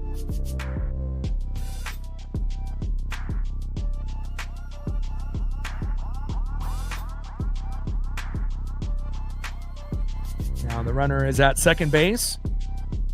Dan Wilson having a talk here with the umps. And we're down 3-1 right now. I don't know why they haven't updated things.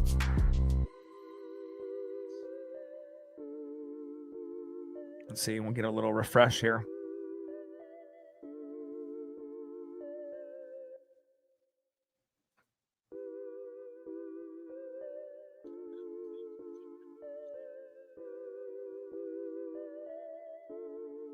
And we still got Dan Wilson complaining to the umps here.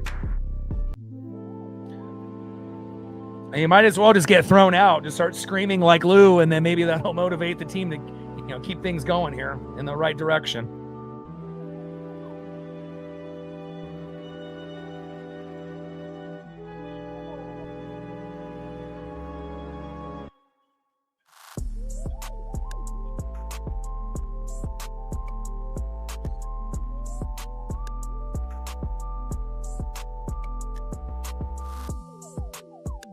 I mean, even if you go back to the 2001 team, that ended up winning almost 120 games. Obviously, we probably will never have a season like that, but again, hopefully, down the road at some point, we'll be able to get close to 100 games won, down the road. I don't know how many years down the road, but, we're definitely trending in the right direction. Remember, this team went 20 years without making the playoffs. No hope of making the playoffs. And I still watched every game, and still loved it, so, you got to be patient.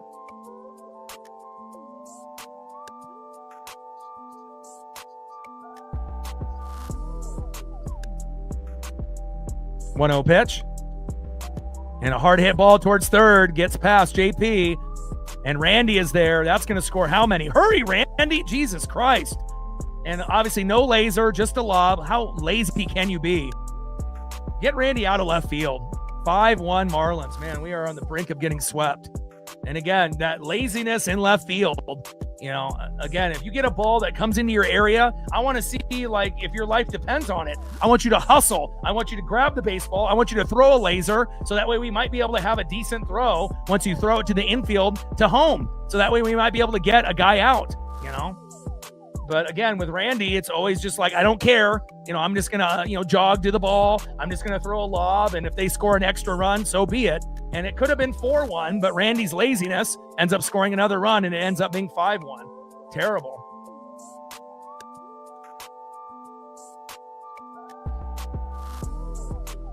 And Young is there, and that is 2 away. And again, getting Brandon Donovan at third. not to say that he would have for sure made that play that went down that third base line, but Marlins are the hottest team since June 1st for a reason. And again, not having Julio Rodriguez available is definitely hurting, not only in center field, but in the box. And I know we got Lazaro Montes and Michael Arroyo final AAA, but if I'm the Mariners, I wouldn't have Randy back next year. If his contract is up, let him go somewhere else. Let him go. Let Castillo go. If you want to let JP go, so be it. And another hit here by Stauer scores another run. My God, 6-1 Miami. And even with our best pitcher on the mound, we still can't get outs. That shows you how good Miami is, not only on the road, but at home. And, our number one pitcher still, can't do his job here against a very hot Miami Marlins team. And I'm just praying that we don't get swept in back-to-back series in this one, and then obviously playing the Rays, who might even be a better team than this team. So, especially the way that they're playing. This is the hottest team since June 1st, but the Tampa Bay Rays are the best team in the American League. Yikes. Little dribbler here. JP, throw to first. Throw is high, but gets the out, thank God. And that is finally out number 3.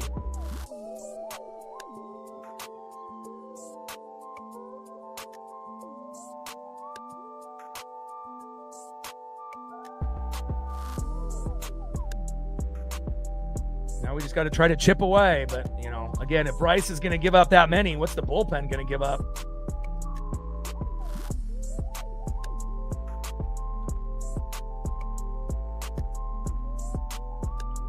Yeah, but also, too, we didn't really have any injuries last year. Very minimal injuries, and again, think about how many guys have been injured even for just a week or two, that have been on the injured list. It's like everyone has been injured. You've seen Randy injured, Dominic Canzone injured, Cal injured, Naylor injured, Rayleigh injured, Julio injured, Robles. It's like everyone except for pretty much Cole Young and Colt Emerson, almost everyone. And then you got 3 guys in the bullpen with Vargas and Matt Brash and Cooper Criswell, and then instead we have to have 3 AAA guys. I mean, there's a lot of reasons why things have, obviously gone this way. And obviously Cal having a record-breaking season and having an injured, overworked season and having an off bad year obviously doesn't help either. All right, end of the 4th inning, 6-1 Miami. Now we just have to try to chip away and try to get 1 run pretty much the rest of the way.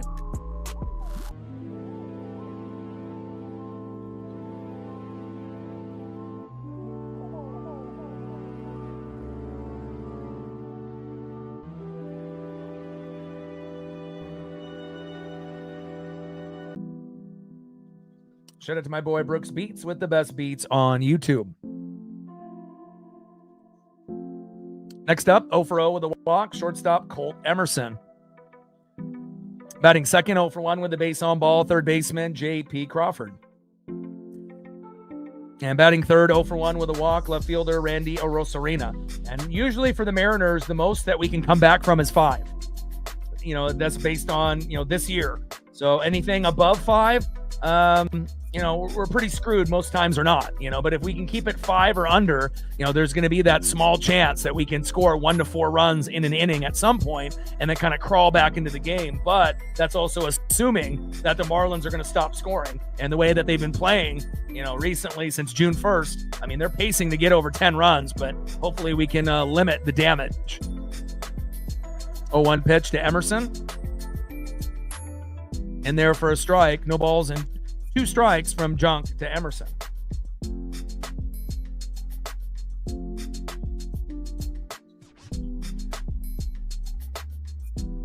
0-2 pitch from Junk. Big swing and a miss. Down goes Colt. And that is 1 away. Be patient in the box, Colt. Obviously being a rookie, he'll learn. He'll get better next season.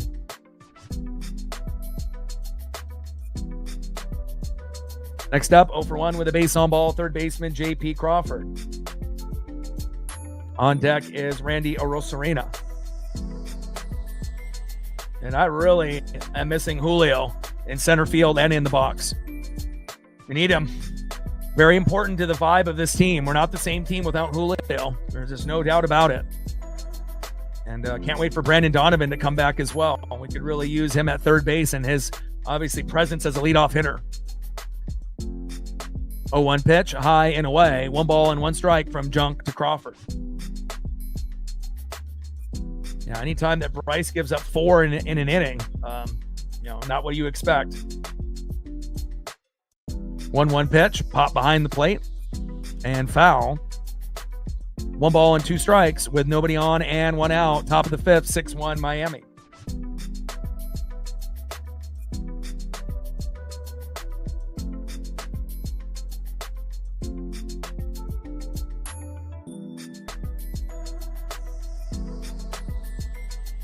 One-two pitch, and that is strike 3 looking brutal.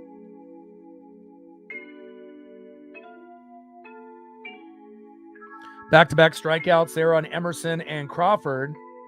Next up, left fielder Randy Arozarena. On deck is Dominic Canzone. I mean, it would be really awesome if we could actually have something magical happen, like get back-to-back home runs, by Randy and Dom, to at least have us crawl back into this game somewhat. So, but I mean, at this point, we're having a hard enough time getting a hit, let alone a home run. First pitch is high and inside, 1-0 count. Right hands up, let's go M's. Just got to keep it under 5. That's the only way we're going to have a chance, even if it is a small chance. I mean, remember the game we were down 4-0, and then we ended up scoring 5, and, we were up 5-4, and if Gabe Spire doesn't give up a home run to Hernandez, we win that game, I believe. Game 1, 5-4, but he gave up the home run. We ran out of pitchers, had to have Rucker in extra innings, and Weston Wilson getting thrown out at third, and that pretty much killed all the momentum that we had of trying to win the game. So, you just got to hope and pray that they have a meltdown or two in the bullpen. But again, if I was Dan Wilson, I would have rearranged the batting order today, after kind of keeping it the same in the first 2 games. I would be moving Cal into the 6th spot, moving Randy out of the top 3, and maybe bringing Cole Young up, and having JP, Cole Young, and Dom in the top of the order. You got to make some adjustments. You just can't keep doing the same thing over and over and think that you're going to get a different result.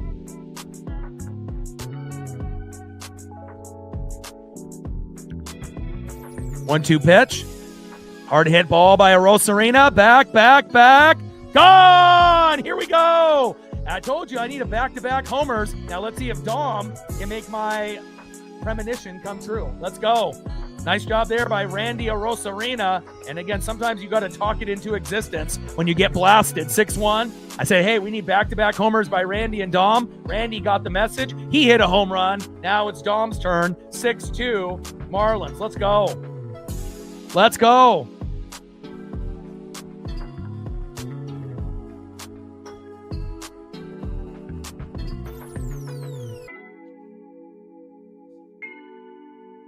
Sometimes you got to have that blind faith. And I know sometimes the things I say sound crazy, especially when we're getting blasted. But you just got to have that blind faith and believe. Nice job there by Randy, making me look good. Now let's see if Dom can really make that prediction come true. Let's go, baby. I mean, if we can get back-to-back homers, which is something that, we don't do often, But again, I got pretty good ESP. I mean, I'm not going to be correct on every prediction, but it is kind of creepy when I can say something and then something that's so unexpected ends up happening. So I guess the sports gods are watching the NWSF, but the chance of Dom homering here is not very likely. But at least we end up cutting the lead from 5-4. And again, if we can get Dom to homer here, right, to get it to 6-3, is there a chance that we still lose the game? Of course, but again, at least it makes it a little bit more interesting late in the game. You just got to be able to manifest it, talk it into existence. I'm always going to be, as positive as we possibly can be, even when things are just, going sideways and, not going to the way that we want, right? And for a majority of this season, things have not gone the way that we wanted. So, but being overly negative ain't going to make it better. So, pitch foul back behind the plate there to Dominic Canzone. 1 ball and 2 strikes with nobody on and 2 outs. Top of the 5th, 6-2 Marlins. Come on, Dom, give me a homer.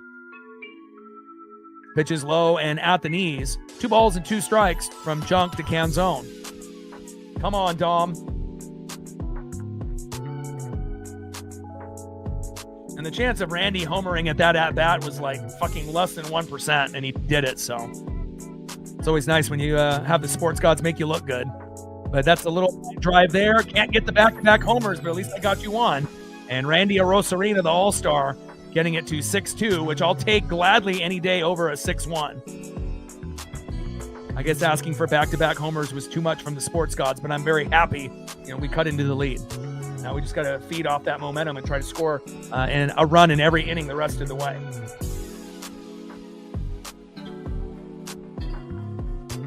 All right, let's go to the bottom of the fifth and see who's up next here for the Marlins.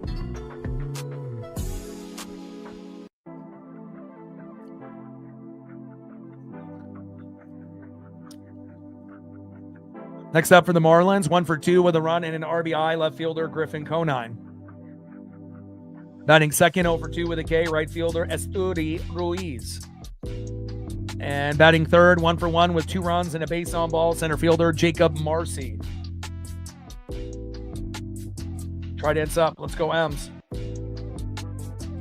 69 subs to go to 24,500.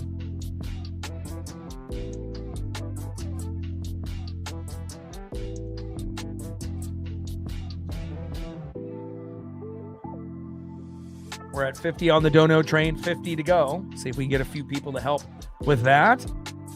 And with about 200 people in the room, where are we at on the likes?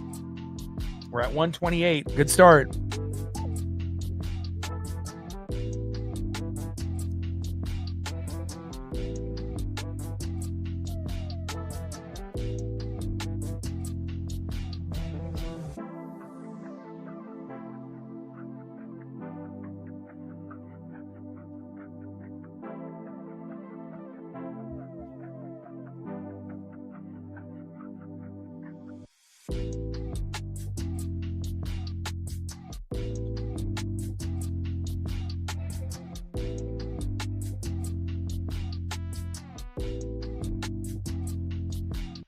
To 28 like 72 to 100 or 200.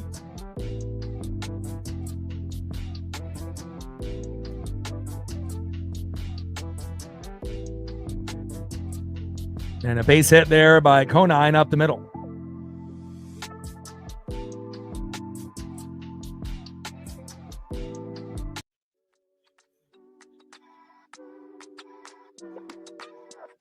Eight hits already given up by Bryce Miller, which is not common. Next up in the 7 hole, right fielder Esteury Ruiz.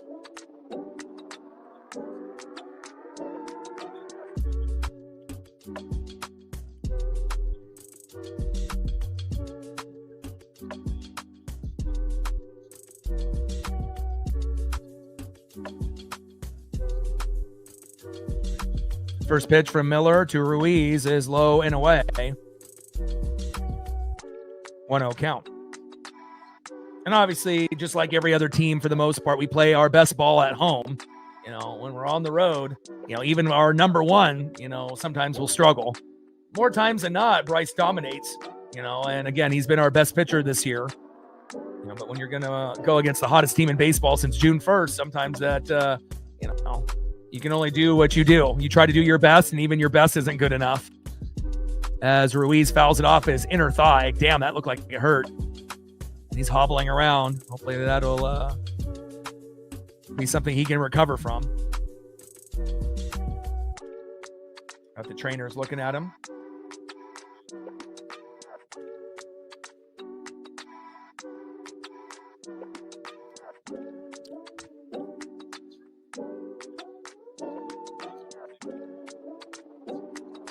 Ruiz in the box.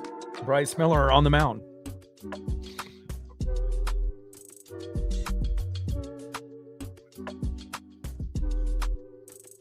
And then after we get, past this really difficult stretch between the Marlins and the Rays, and we have the Home Run Derby on Monday, very excited about that. I'll be covering that here on the channel, as well as the All-Star Game, my favorite All-Star Game out of the 4 major sports. Obviously, NHL and NBA are as not on the same level as obviously the MLB, in my opinion. And then, the Pro Bowl is a joke. Obviously they don't even really do it anymore. They're doing flag football and a bunch of games and whatnot, which is a little ridiculous. But But the MLB All-Star Game and the Home Run Derby will always have the best tradition and the best competitive nature besides the NHL. For the NBA, it's just more of a exhibition, and then the Pro Bowl flag football stuff is a joke. But at least we have something really fun to look forward to in a couple days. And after that All-Star Game is over, a couple days off, and then we'll be right back at it. And I do believe we'll start to get hot. And especially if Julio comes back tomorrow, that'll definitely help us a little bit, obviously, with the very hot Tampa Bay Ray team. 2 balls and 1 strike to Esteury Ruiz. 2-1 pitch in there for a strike.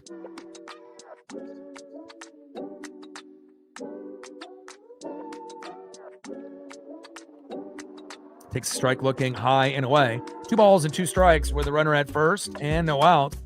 6-2 Miami.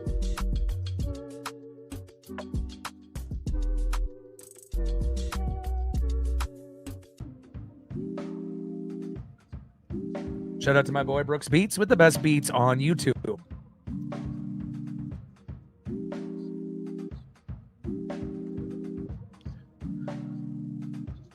Gets a little foul tip there. 2 balls and 2 strikes from Miller to Esteury Ruiz.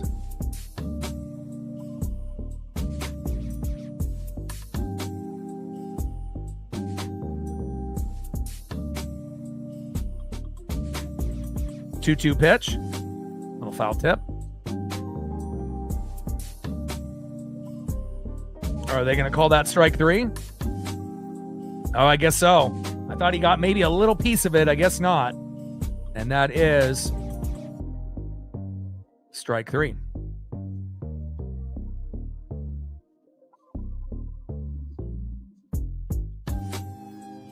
Next up is Jacob Marcy.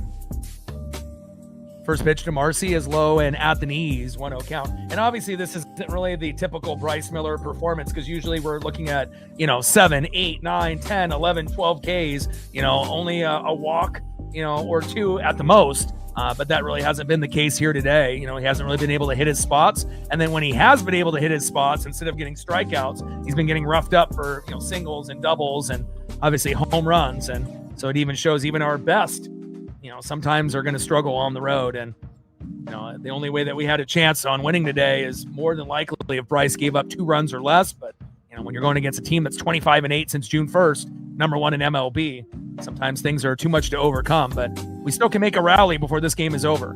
Popped up to Cal Raleigh, and that is 2 away.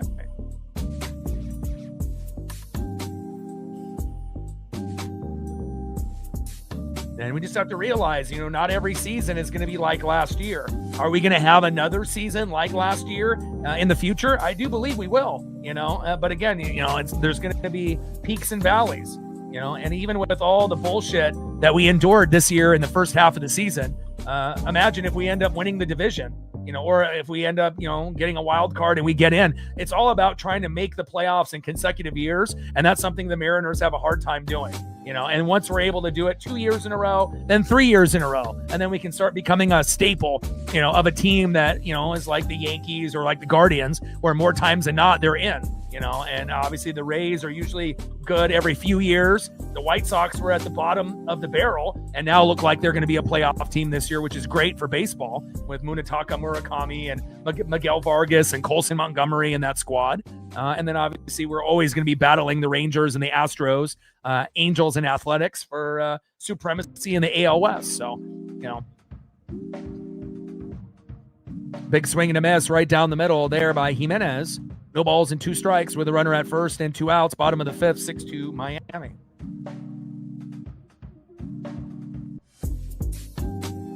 Appreciate you, TJ.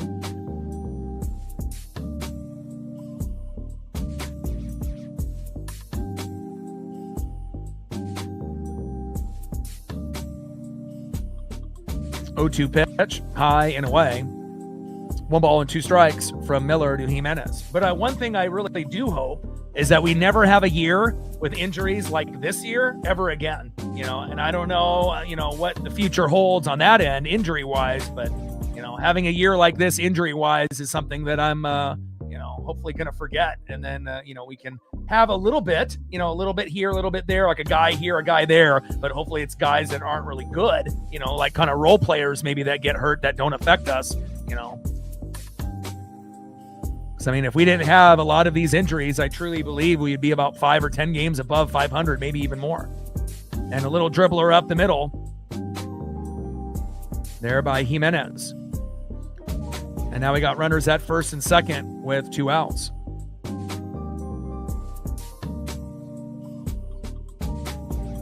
Miller is at 78 pitches. Junk's at 79.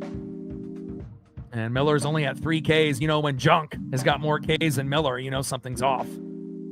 But now we're going to have to pray for a double play here. And hopefully we can get it off Hicks.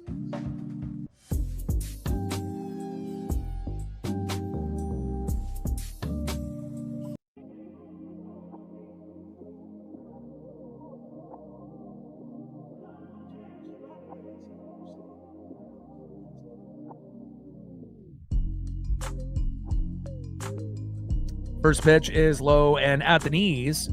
1-0 count. Bottom of the 5th inning, 6-2 Miami. Runners at first and second with 2 outs. And we normally, don't see Bryce get into any trouble for the most part this season, but this Miami team is for real, especially since June 1st. Hard hit ball towards first.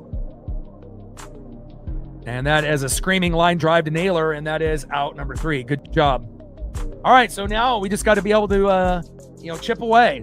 We're down by 4. We got the home run by Randy Arozarena, and now we just got to try to get a run or more every inning the rest of the way, and hope Miami doesn't score anymore, which is obviously wishful thinking, but that's how we have to kind of approach it. All right, let's go to the top of the 6th and see if we can get a run in the 6th, the 7th, the 8th, and the 9th, and find a way to win this game 7-6 in extras.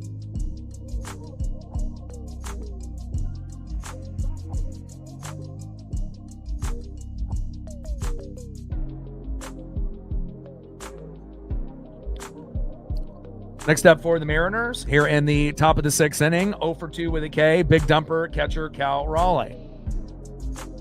Batting second, 1 for 2 with a run, it's Nails, first baseman Josh Naylor.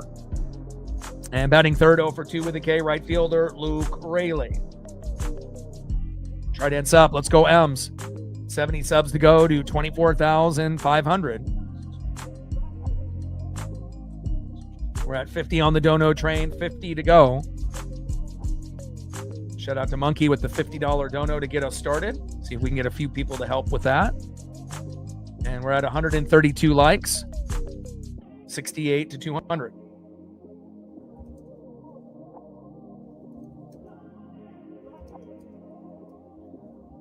Shout out to our female audience, like Rebecca, as well as all of our new subs, all of our regulars and OGs, as well as everyone watching in the United States, Canada, Mexico, South America, Asia, and beyond.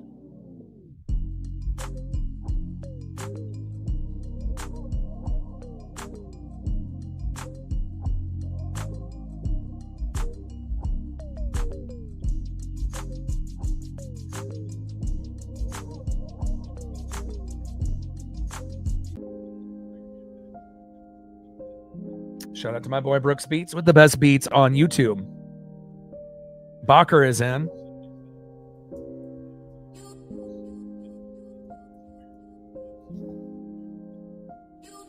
Lake Bacher.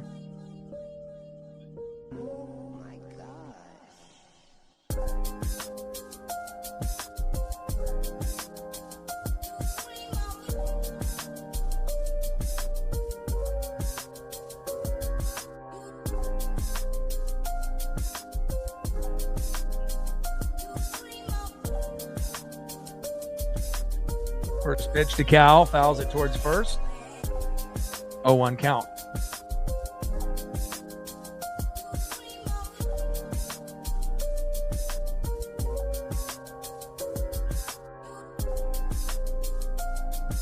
Bacher on the mound. Big dumper in the box. 0-1 pitch. Popped up into the triple deck.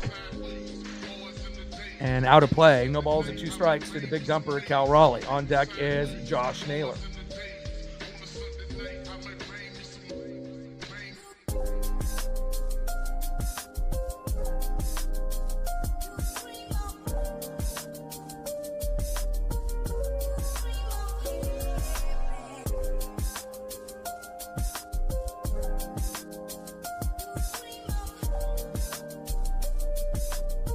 0-2 pitch, high and away. 1 ball and 2 strikes to the big dumper, Cal Raleigh. 1-2 pitch. A laser towards first and out of play.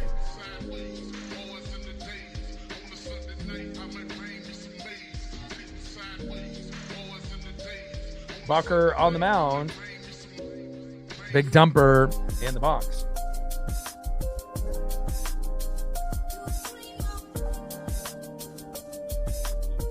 One-two pitch, popped up and out of play.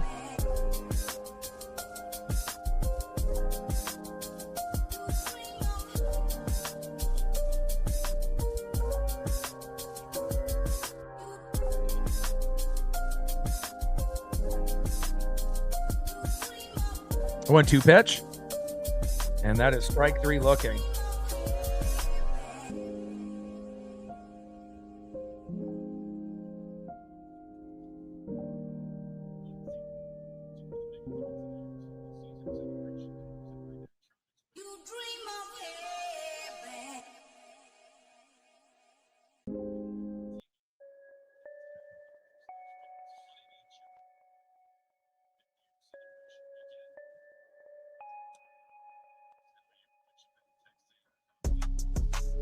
Next up is Josh Naylor.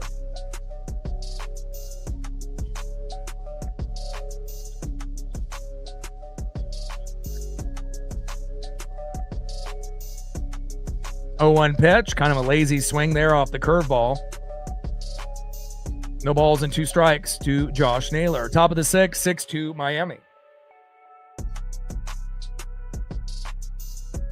I mean, there's been a lot of games where it looks like it's over and we put up 4 or 5 runs, and sometimes it's, at the time you least expect it. The team has a meltdown, a wild throw here, hit a batter there, walk this guy, walk that guy, and then sometimes just a little bit of luck, on hits that should be caught that are dropped, and we just got to be able to try to take advantage any way we can.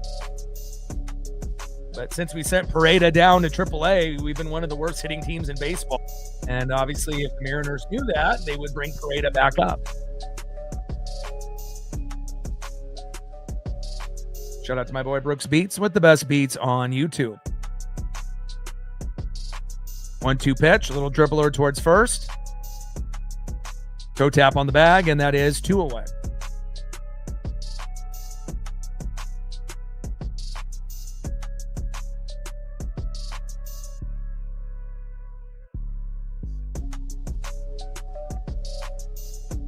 Two up and 2 down for Bacher. Next up is Luke Raley.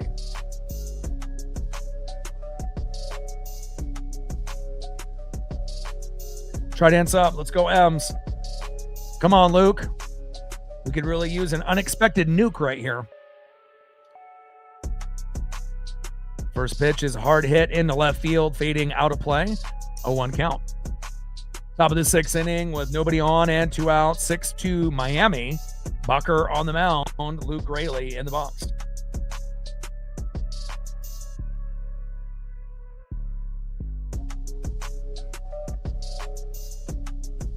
Oh, 1 pitch. Hard hit ball into right. Drop. There we go. Nice job there by Luke.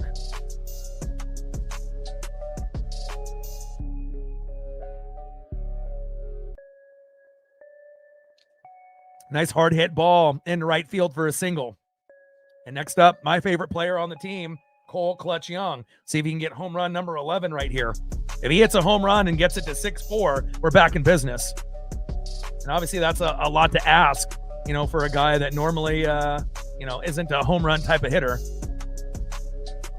Brett with a 25er. Thank you so much, Brett.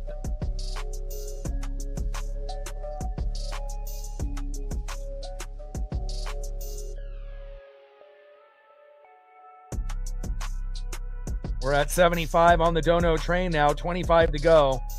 And thank you to Monkey and Brett for being MVPs today. Thank you so much. $25 Dono from Brett. Thank you so much. Even when things are going sideways, it's always great to, feel appreciated and loved for all the hard work that's put in on the daily here on the channel. And on top of that, having 3 vet visits in 3 months for $1,100 would hurt anybody's pocketbook. And, just to be able to kind of get back on my feet, anything that can be done dono-wise this month will obviously go towards that. And obviously to help, situate things a little bit better for me. Thank you so much. 1 ball and 2 strikes to Cole Clutch Young. 1-2 pitch, big swing and a miss. Down goes Cole. And that's unfortunate. And that is out number 3.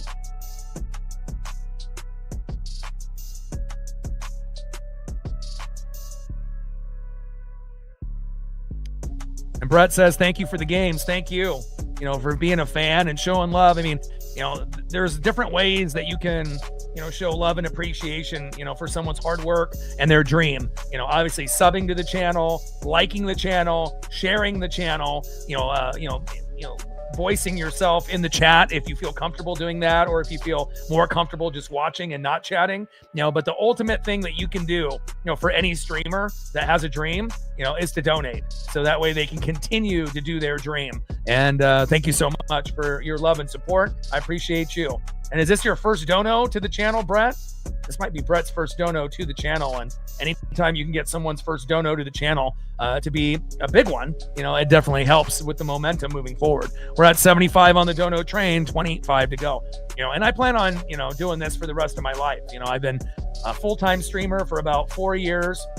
I've been doing this for 14 years. This is my 10th year on YouTube, and we're at 6.2 million views and counting. We're almost at 25,000 subs. Obviously, long-term goals are to get to 50,000, 75, and 100,000 subs, which I know we will one day down the road. Obviously, if the Mariners win a World Series, that can help with those numbers. And then obviously going from 6.2 million views to 10 million views, 20 million views, and then eventually, 30 million views. That will be like kind of the long-term goal. So now we got Michael Rucker coming in here for Miller. And obviously we know last time Rucker wasn't really that good. Any guy that's from AAA, we don't have a whole lot of faith in. But, again, we do have Kate Anderson and Ryan Sloan that are in the farm system that I think that would be better than any of our guys that are on the team now in the bullpen, besides, Spire, Ferrer, and obviously Bizzardo for the most part. But let's see if Michael Rucker can prevent the Marlins from scoring anymore here.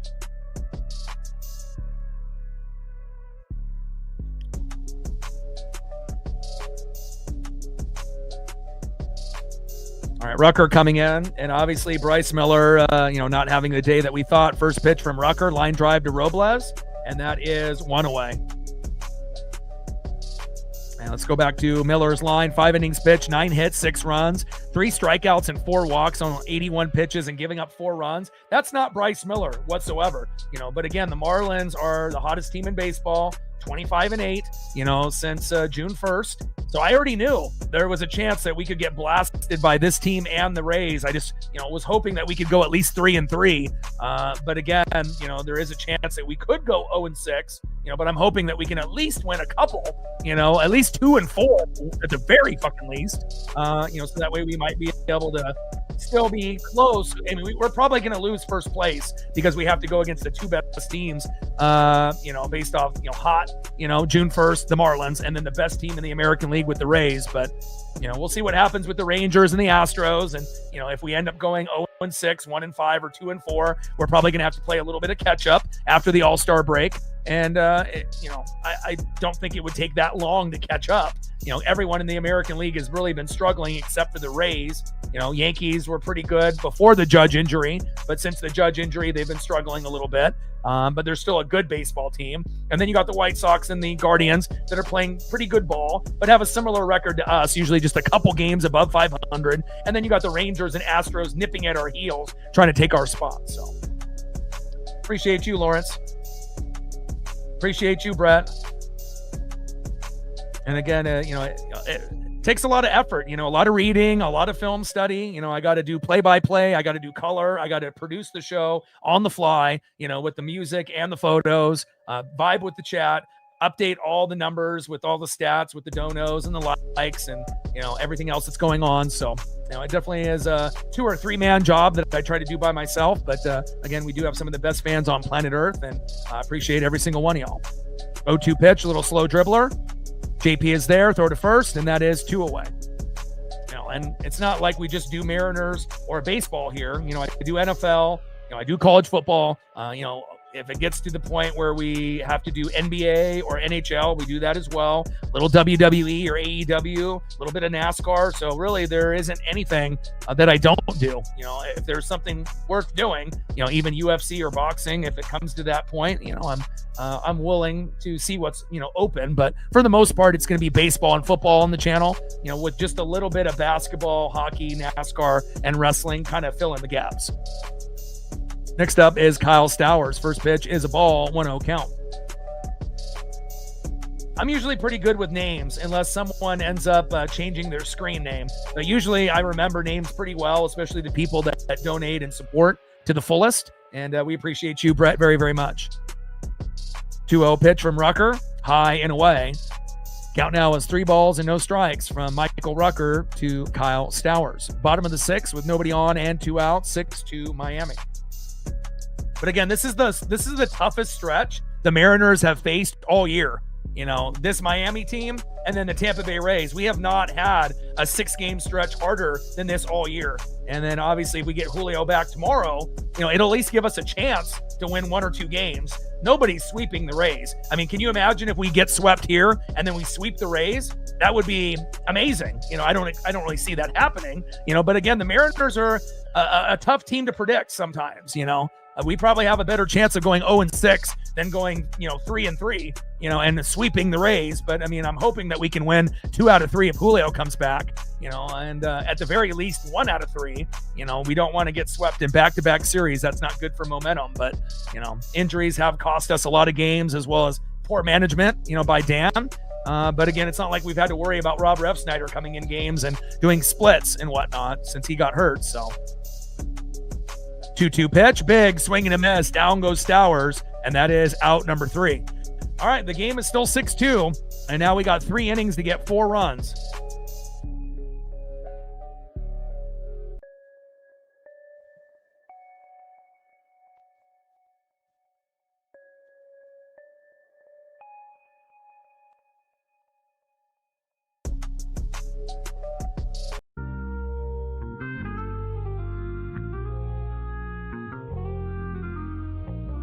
All right, it's the end of the 6th inning, 6-2 Miami. Let's see who's up next here for Seattle. Next up for the Mariners, 0-2 with a K, center fielder Victor Robles. Drop a bunt down. You drop it to third, you'll be safe, more than likely. Batting second, 0-1 with a base on ball and a K, shortstop Colt Emerson. Another guy that should be considering a bunt at some point, has not had the best of luck in the box as of late. And batting third, 0-2 with a base on ball and a K. Another guy that could potentially bunt, third baseman J.P. Crawford. Not to say that all of them are obviously going to be dropping a bunt down, but at some point or another, things aren't working in the box. You got to be able to switch it up. Let's go to the top of the 7th inning, down by 4. We just got to chip away. 70 subs to go to 24,500. Less than 600 subs to go to 25,000. We're at 6.2 million views and counting, which is exciting. And we are at 75 on the Dono train. 25 to go because of Brett and Monkey. And we're at 141 likes.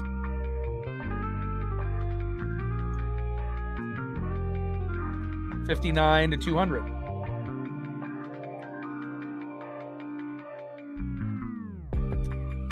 Typically, I wouldn't be doing collabs with anyone that isn't like on my level sub-wise, or someone that has more. So honestly, like the only person that I probably would, link up with would be Valhalla, just based on him being a Dodger fan and being kind of experienced in this YouTube game and whatnot. So, but again, as we get a bunt drop down by Robles, at least he got the message. But, normally, if I was ever going to even do something like that, it would have to be someone that's on, my level sub count wise or higher. So, but even with that being said, Valhalla has his style. I have my style, and again, the chances of us even doing, a collab is probably not likely, but you never know.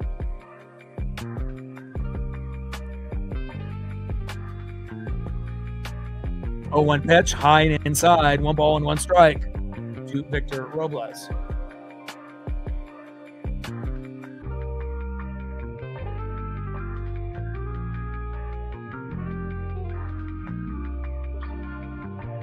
One pitch, high and inside, 2 balls and 1 strike to Victor Robles.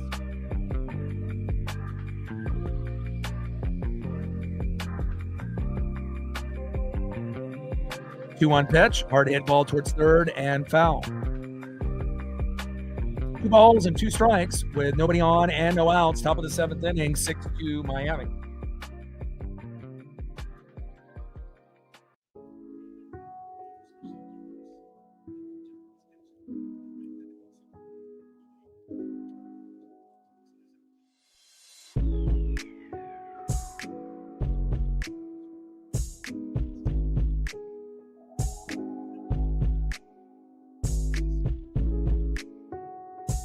Count now is full. 3 balls and 2 strikes to Victor Robles. 3-2 pitch. And Robles pops up. Lopez is there, and that is 1 away.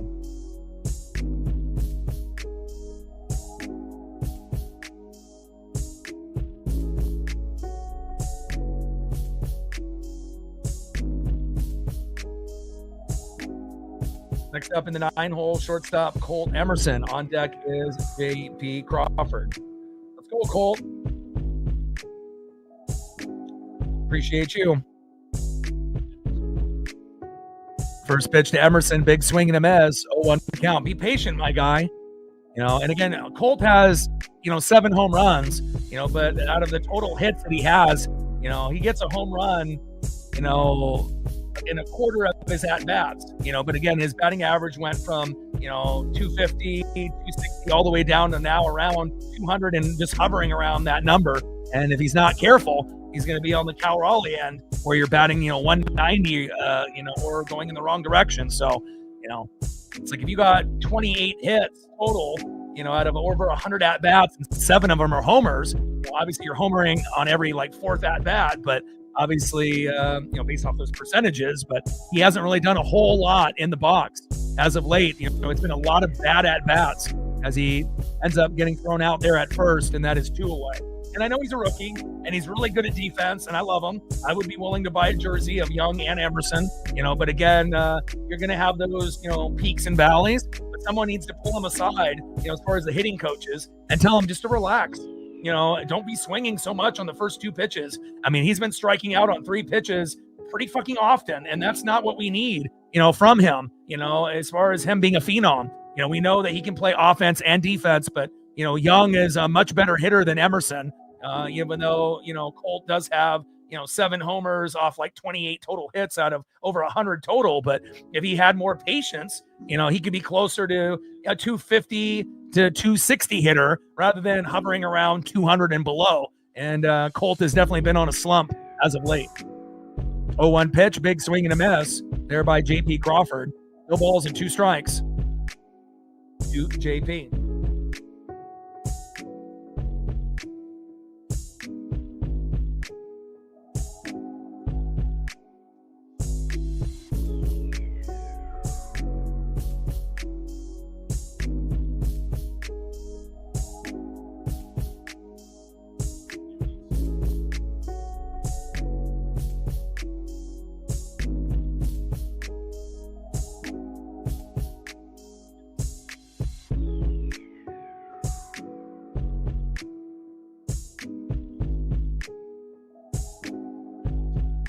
One-two pitch into the dirt. 2 balls and 2 strikes to J.P. Crawford.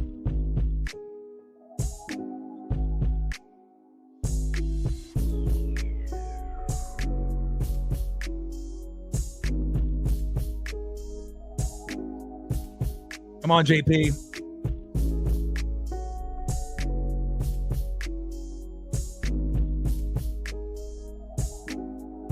Yeah, a different point in the year than when we beat the Braves. Since we sent Pareda down to AAA, we've been one of the worst hitting teams in baseball. And I went to the game on the 4th of July when we got 11, but against the Blue Jays. But again, winning 11-0 is kind of an anomaly. It's only going to happen once in a blue moon and at home. It's not going to happen on the road usually. So 2-2 pitch. And a little dribbler towards first. Go tap on the bag there by Stowers, and that is out number 3.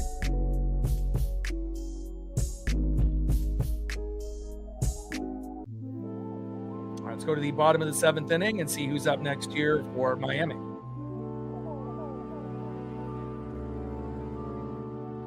But once we get Julio back, hopefully tomorrow, then again, I think it's definitely going to give us a little bit of a boost. You know, could we get swept by the Rays even with Julio? Yeah, but at least we'll have a better chance of winning a game or two if Julio is out there in center field instead of Victor Robles. Robles isn't a very good hitter anymore. He used to be a 300 hitter before that injury, but since that injury where he dove into the wall and the netting there in San Francisco and almost was out for the whole year last year, Victor has not been able to get back to that form. And I trust Julio in center more than Victor, even though Victor is pretty good out as a defender. All right, next up for the Marlins, in the 5-hole, DHing 0 for 2 with a base on ball, Heriberto Hernandez. Batting second, 2 for 3 with a run into RBI, left fielder in the 6-hole, Griffin Conine. And batting third, 0 for 3 with 2 Ks, right fielder in the 7-hole, Estudi Ruiz. Try dance up, let's go M's. Hawks in the building, what's good? We're down 6-2, so...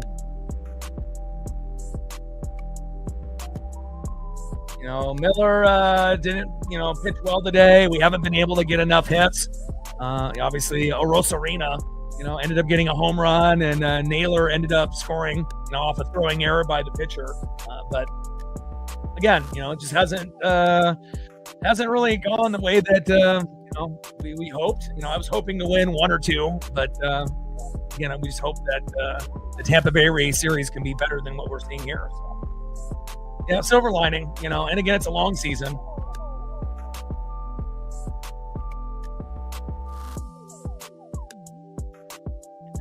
We're a second half team no matter what. If you go back to last year and you go back to look at our records in the last 10 years, or not even in the last 10 years, go back since 2022 when we actually made the playoffs for the first year in 20 years. Usually we're hovering around 500, and then if we're above 500, it's normally not much more than like 5 games. But usually hovering around 500, and then after the All-Star break is where we really play our best ball. So, and again, we've had a lot of injuries this year, and again, instead of hovering at 500, which we are, we could be 15, 20 games below 500 with all the things that have happened to us. So we actually have to be kind of lucky that we're not the Angels right now, record-wise. 1-0 pitch is low and away. 2 balls and no strikes from Rucker to Hernandez. 2-0 pitch in there for a strike. 2 balls and 1 strike to Heriberto Hernandez.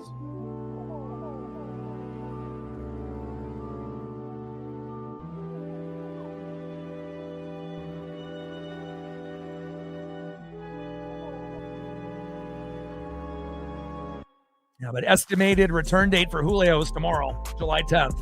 And then Donnie is July 17th. But with Donnie, it could end up getting pushed back just based on his rehab. But it's possible that we get Julio finally back tomorrow. Pitch in there for a strike. Count now is full. 3 balls and 2 strikes from Rucker to Hernandez.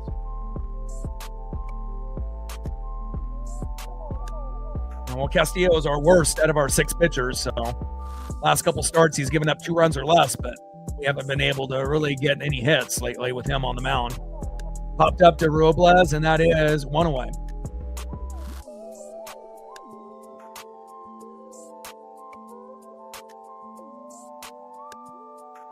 Down goes Heriberto Hernandez, flying out to Robles. Next up is Griffin Conine.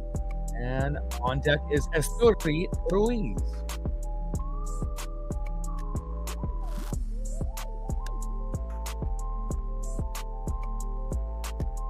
And a blooper towards left field and foul.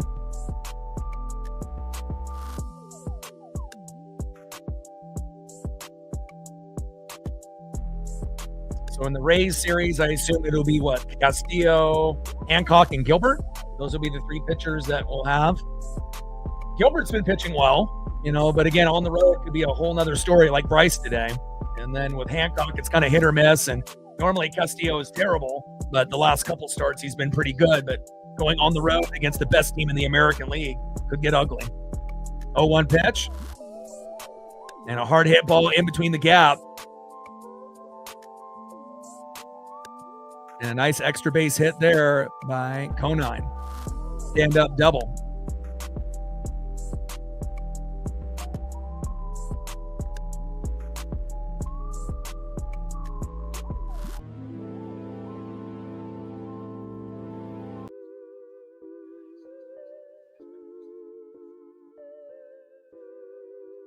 All right, next up is Estudi Ruiz. On deck is Jacob Marcy.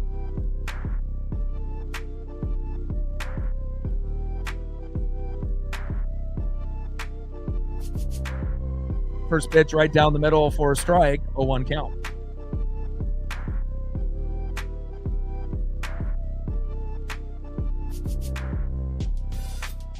I mean, the chance of us coming back from 4 runs down is not very high, especially when we have a AAA pitcher in giving hit after hit after hit here.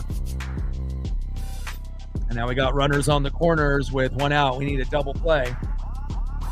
I know, there are times where we can make up 4 or 5 runs. Like, in the first game against Miami, we were down 4-0. We scored 5, and then Gabe Spire gave up a home run to Hernandez, and we would have won 5-4, I believe, but they tied it up 5-5. Rucker pitched in extras, and then we lost the game. So, but I'm not sure if, we're going to be able to make that comeback here. Obviously we've been getting roughed up, but they got 11 hits. We only have 4. We were lucky enough to get the Randy Arozarena home run and throwing errors by Junk twice. But you never know. It all really depends on who comes in for them pitching wise and if we can get a little lucky. But I mean, the chance of the Mariners coming back and winning this game is very small, but I've seen crazier things happen. So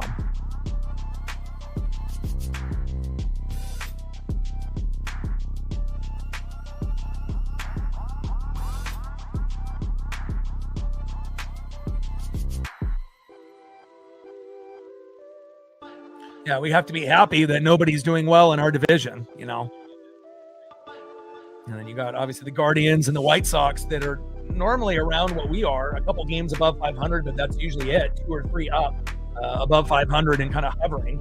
And then you got the Yankees and obviously the Rays that have the best records, but Yankees haven't been the same since the Judge injury and have been getting blasted by the Rays and other teams as well for the most part. And a little blooper into right. That's going to score a run. 7-2 Miami. And again, that's why it's so, important to have bullpen players healthy. If we would have had Carlos Vargas available, if we had Cooper Criswell and Matt Brash available, instead of guys like Rucker and Hoppy and Simpson and Davila, these guys are killing us. And then on top of that, when you got guys like Bizzardo and Spire and Ferrer, when they shit the bed, you expect those guys to be great. And when they play like shit, and then you got AAA guys playing like shit, and then you got your closer Mooney playing like shit, and you can't hit, it's kind of hard to win games, when you have so many things going against you. Shitty manager, shitty GM, shitty closer, shitty bullpen, shitty hitting, you just got to hope that some of the things get corrected. But that's really probably the biggest thing, besides the lack of hitting. The lack of depth in the bullpen has killed us, and obviously Kate Anderson and Ryan Sloan are not available yet, but we got to be able to have, MLB guys in our fucking pen, not AAA guys for half of the roster. That's what's been killing us.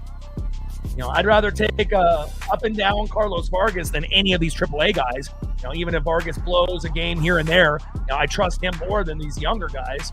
And Cooper Criswell up and down. Brash normally lights out, but injured this year, and it's just really rough to not be able to have guys that we desperately need, especially when we have issues with managing and lack of hitting.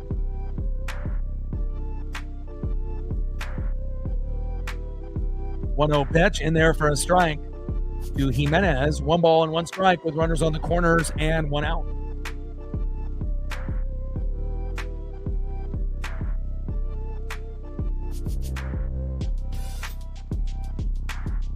Little dribbler. Young, throw to the pitcher. Got him. What a play by Cole Young.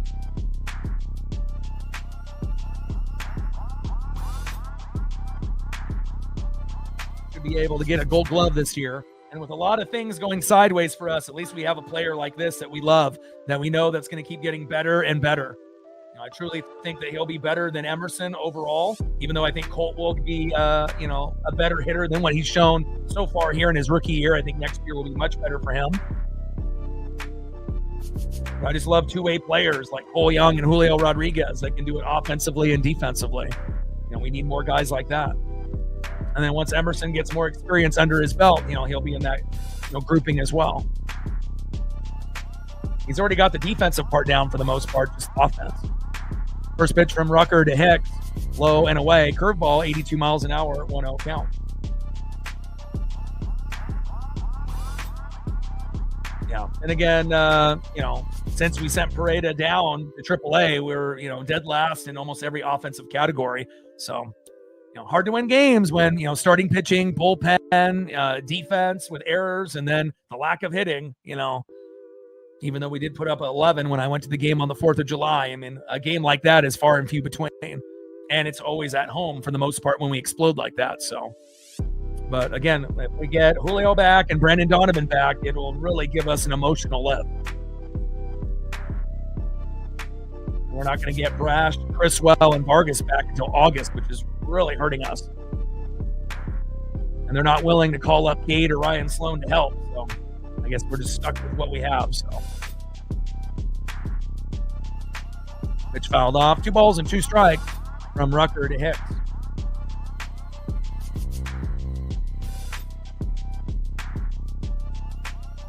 I don't think we really need Taylor Ward. We need fucking bullpen pitching. Little dribbler up the middle. Naylor is there. Toe tap on the bag. And that is out number 3.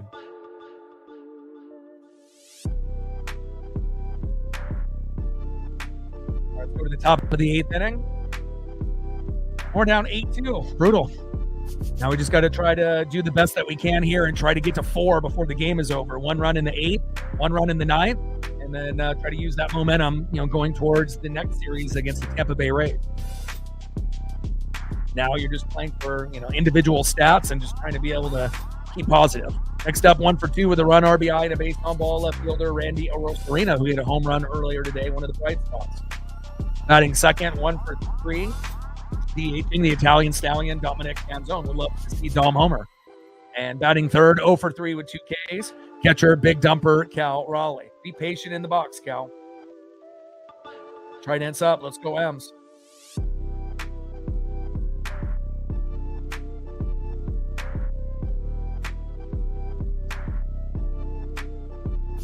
$69 subs to go to 24,500. Shout out to all the new subs that we've acquired today. We're at 75 on the Dono train. 25 to go.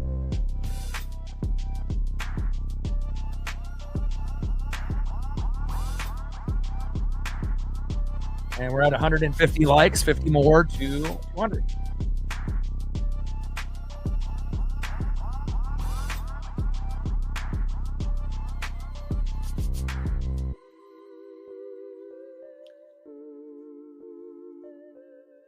'50th year anniversary for the Mariners, 40 plus years on the radio for one of the best all time on the radio.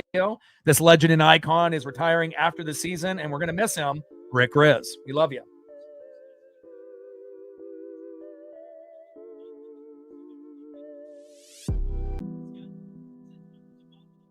Shout out to my boy Brooks Beats with the best beats on YouTube.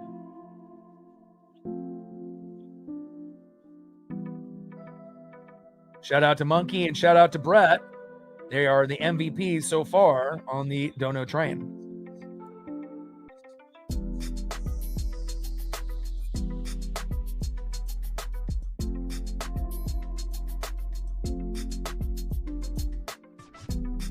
All right, we just got to try to be able to, get some individual stats now since we're obviously down by 6, and we're not coming back and winning this game. I don't see any scenario of that happening, but hopefully we get some home runs at least, for some individual stats and maybe a little momentum, going into the next series against Tampa Bay starting tomorrow.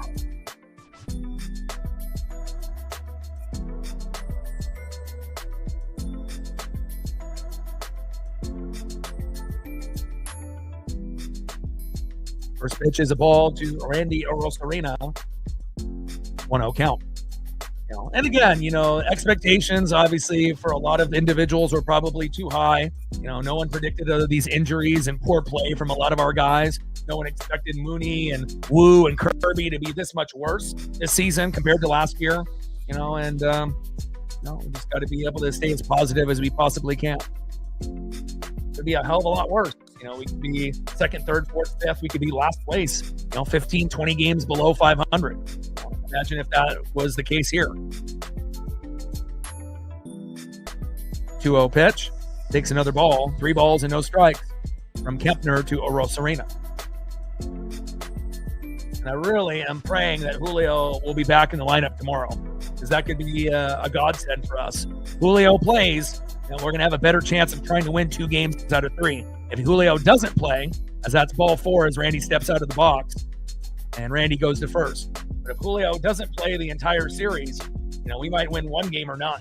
So Julio can definitely have an impact, not only in the box, but defensively, and also just vibes. If we're not going to have Donnie back until after the All-Star break, we've got to have Julio back. I mean, it's kind of tough to win games when, your best player or one of your best players is not available.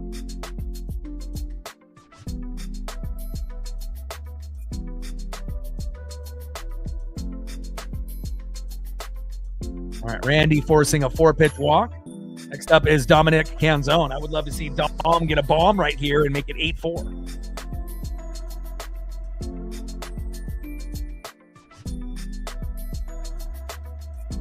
See if the Italian Stallion can come up with a play here.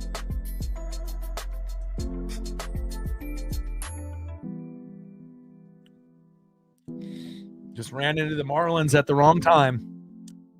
And you could say that for any team that's played them since June 1st. Come on, Dom.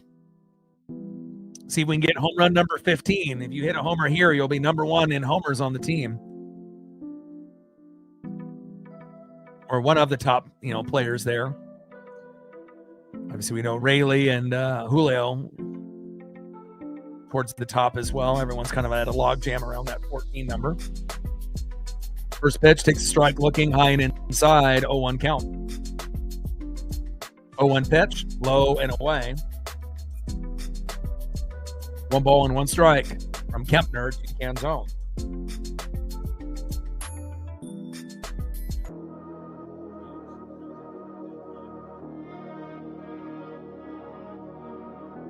One pitch. Hard hit ball by Dom. Deep center field. Back. Gone! There it goes. I told you. It might have not been back-to-back Randy and Dom, but they both homered before the game is over. There we go. And like I said, you ask for a home run, you get a home run. We got the Randy home run earlier. Ask for a 2-run jack by Dom, and look at that. Dominic Canzone delivering, making me look good. 8-4 Miami. There we go. My ESP is on point today.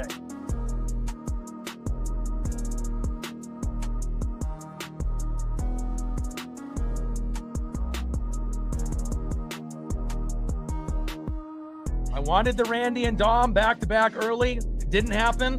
I wanted Dom to hit the Dom bomb, and there you go. And again, we're not going to get every prediction correct, but I usually have a pretty good feel, for strikeouts, double plays, home runs, and sometimes we're going to be surprised, and it's going to happen out of the blue, but I had a good feeling, and a lot of times the sports gods will make it happen. Nice job. And Dominic Canzone with another home run under his belt. Good job. Now we just have to, use that for momentum, going into the Tampa Bay Rays series. 0-1 pitch, high and away. 1 ball and 1 strike from Kempner to Big Dumper. Nice job, Dom. You ask for a 2-run jack, you get a 2-run jack. Got to talk it into existence. And again, we'll have 1 or 2 predictions that happen pretty much every stream. Sometimes 3, 4, or 5, but wish we were on the winning end of this, instead of being, in such a deficit. But great to see Dom having the year that he's having. Finally found a DH like Edgar Martinez that we can trust for the first time in a long time.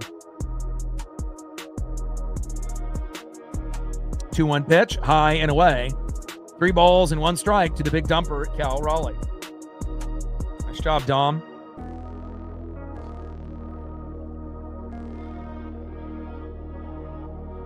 Three 1 pitch. And that is ball 4. There we go. And Kepner having a meltdown. I mean, imagine if we were only down 6-4 right now. We'd probably come back. But, being down 8-4, that's asking a lot. But still, I mean, if we can get a few more runs this inning, we might be able to come back. Next up is Josh Naylor. And it shows you all you need is a meltdown by a pitcher or two, and you can get back into the game pretty quickly. But, again, the problem is we haven't had too many meltdowns by Miami in this series. You've only had like 1 or 2 pitchers, out of like the 10 or 14 that they've used, that have kind of had meltdowns. Top of the 8th, 8-4 Miami. Runner at first with no outs. Let's see if Naylor can keep this Soto mojo and this Mariner magic inning to continue.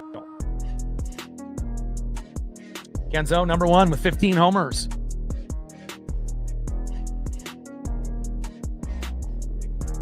And then Rayleigh and Julio are right behind them. And then obviously you got JP and Cole Young after that. So, we want to try to get as many players in double-digit homers on the Mariners, obviously as possible. Pitch fouled off there by Naylor. No balls and 2 strikes from Kempner to Naylor. Tried hits up. Let's go, M's. Just got to be positive. 0-2 pitch, low and away. 1 ball and 2 strikes from Kempner to Naylor. And if we were able not, to give up those 2 runs in the 7th, and it was 6-4 right now, we legitimately would have a really good chance of winning this game. But giving up those 2 runs in the 7th by Rucker kind of killed it. But you never know what could happen here. 1-2 pitch, popped up into center. Marcy is there, and that is 1 away. And Raleigh stays at first. Next up in the 6th hole, right fielder Luke Rayleigh. All right, I've gotten 2 things correct today. Can we get a nuke out of Luke to make it 8-6? If we get that, we'll actually have a chance to come back in this game. I know that's asking a lot already for the Randy home run and the Dom home run. Sports gods might be tapped out with my predictions and asks, but if we can get 1 more, that would be great. And Rayleigh, line drive. It's not a home run, but it's a bloop single. We'll take it. There we go. And a nice single there by Luke Rayleigh. Cal at second, Rayleigh at first. Can we get a 3-run jack by Cole Young? You get that and make it 8-7. We could come back and win. Let's go, Cole. Time to be able to step up, and usually you're a pretty good player in the 7th inning and beyond, even though it's been a kind of a rough start for you today.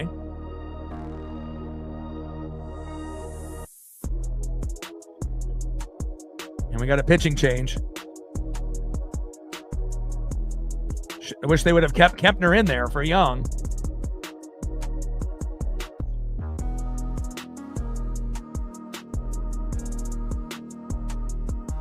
Let's see if Cole Young can keep this party going. So they went Junk, Baca, Kempner, and now we'll see who the 4th pitcher is here for Miami.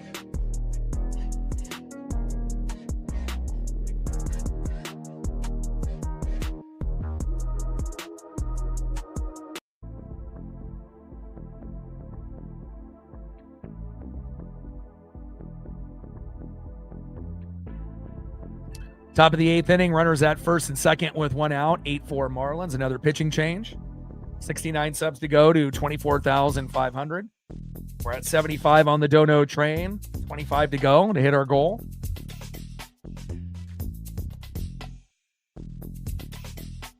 And we're at 154 likes, 46 to 200.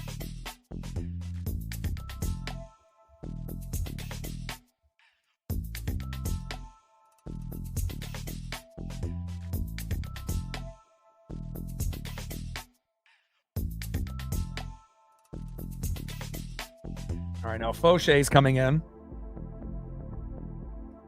And we might be able to rough him up.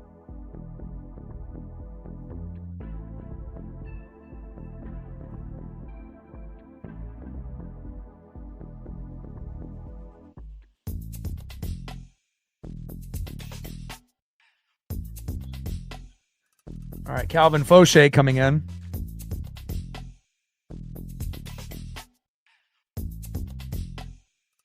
All right, Fauché on the mound. He's got a 4.62 ERA, so let's see if we can rough him up. And now we got Cole Clutch Young to see if he can get a single, double, triple, or a 3-run jack. And if he gets a home run right here for home run number 11 on the year, and it's 8-7, we legitimately could come back, and win this game. And not only in regulation, but in extras. Let's go. First pitch by Young, line drive towards third and foul.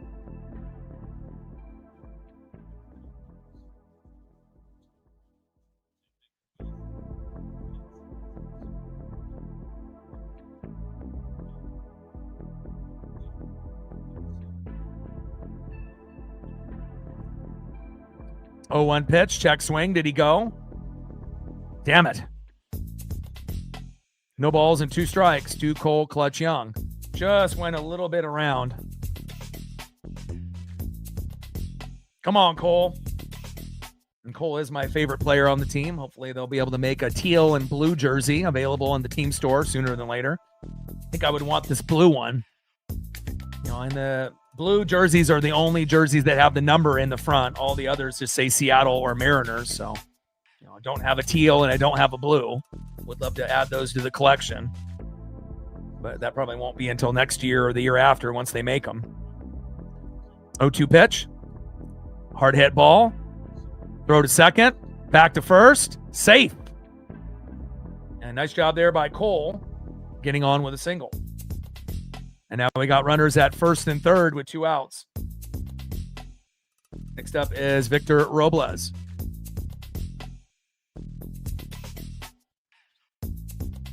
On deck is Colt Emerson. And we just need Victor to get a single up the middle. And then we can get it to 8-5. Right in sub. Let's go, Ems. First pitch to Robles. Fouled off, out of play. Unless we get the miracle play where Robles hits his first home run of the year.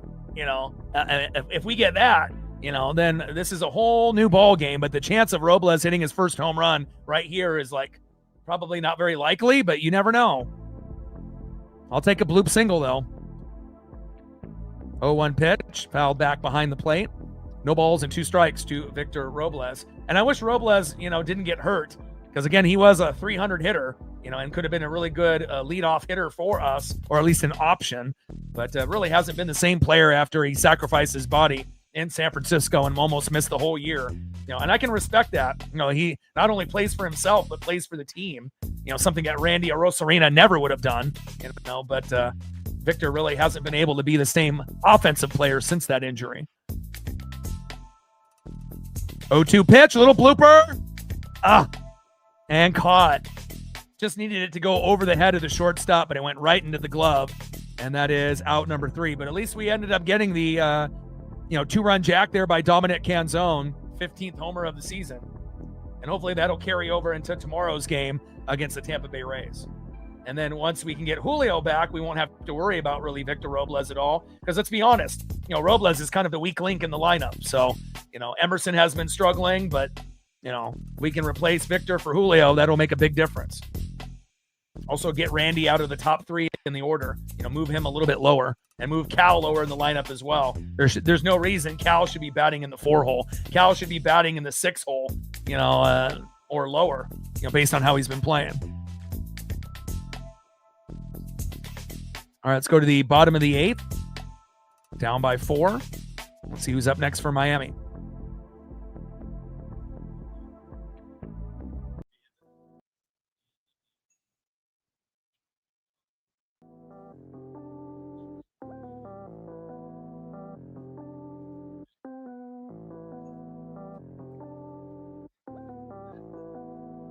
Next up for the Marlins, Otto Lopez.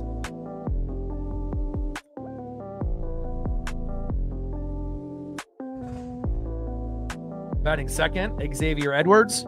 And batting third, Kyle Stowers. I think they're bringing in Cole Wilcox now.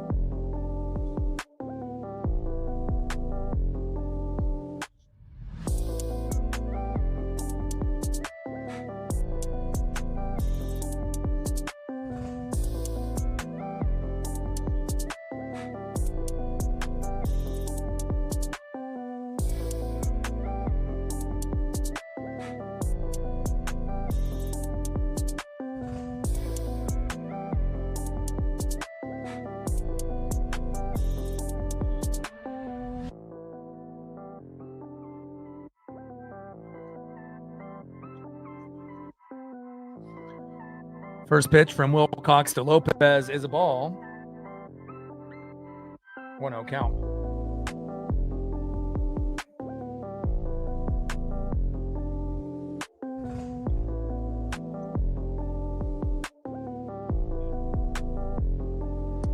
Pitch, low and away. 2 balls and no strikes from Wilcox to Lopez.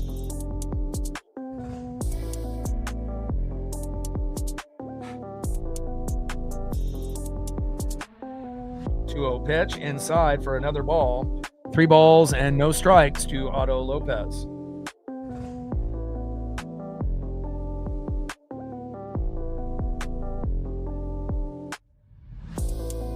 Pitch, low and away, and 4 straight pitches, 4 straight balls. Lopez to first.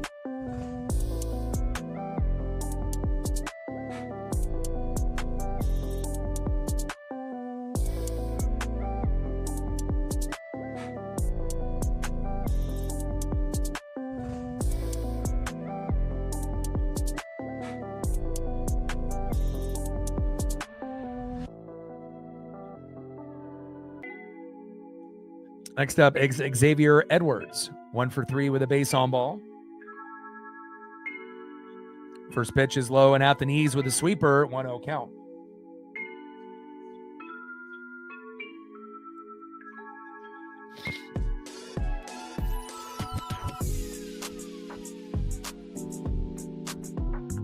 We got a mound visit there by Cal.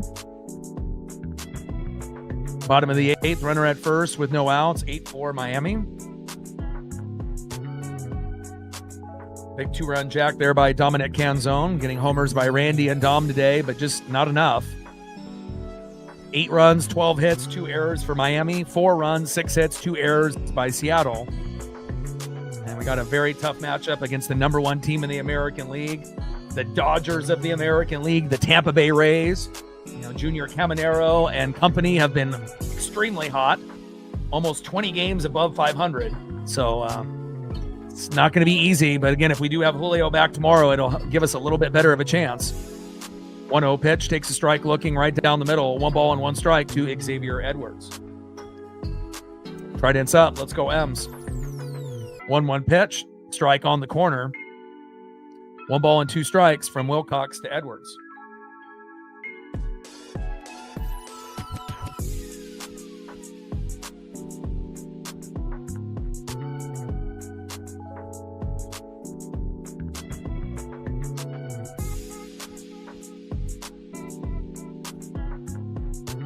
I need those J-Rod Julio vibes, not only defensively, but offensively.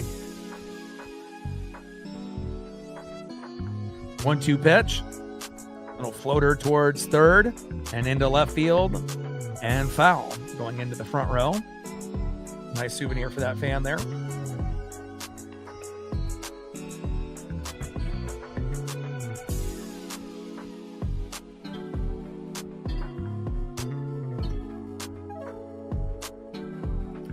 Bottom of the 8th inning, runner at first with no outs, 8-4 Miami. And luckily we won't have to hopefully play Miami or Tampa, after these obviously 6 games that have been very tough. And Randy is there as it gets popped up into left, and that is 1 away.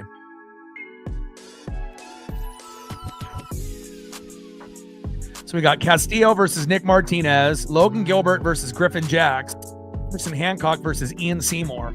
So I don't know if Castillo is going to have 3 good pitching starts in a row, but again, I feel pretty comfortable with Gilbert, but really, the wild card might be Hancock for that last start. But you never know.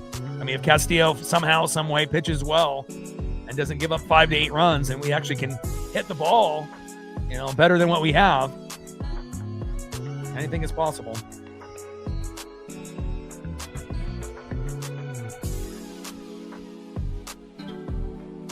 If Gilbert can win his start and we can get a win out of Castillo or Hancock, I mean, that's what we have to do to try to get 2 out of 3. But the way the Rays have been playing could be 0-3. But I'm hoping that we can win at least 2 games, if at the very least 1. But, getting swept by the Marlins here is not ideal. Can't have it happen in back-to-back series. Extra pressure on the pitchers for sure. And hopefully Dan is smart enough to maneuver the lineup a little bit. Little dribbler. Young is there. Double play. Got it.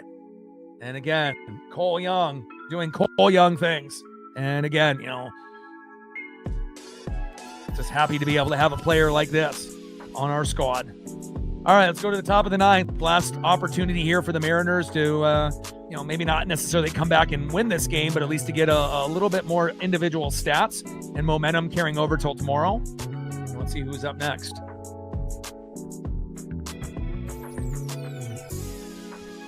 Next up for the Mariners, 0 for 2 with a base on ball and 2K, shortstop Colt Emerson.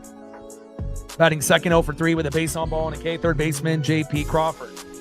And batting third, 1 for 2 with a run, RBI, 2 base on balls, and a home run, Randy Arozarena. Trident's up. Let's go, M's. Let's finish strong here.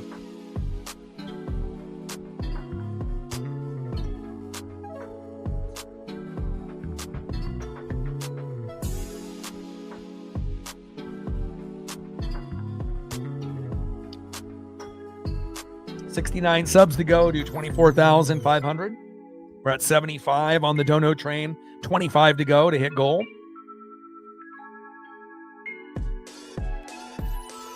We're at 156 likes. 44 to 200.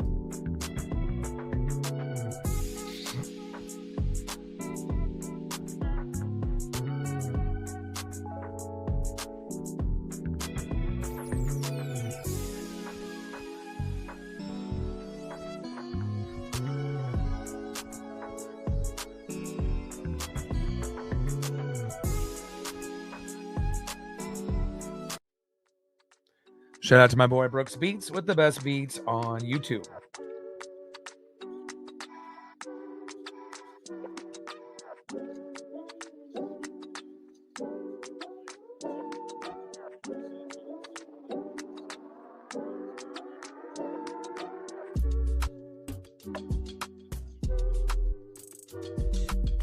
Let's go, Colt. Got to get out of this slump sometime.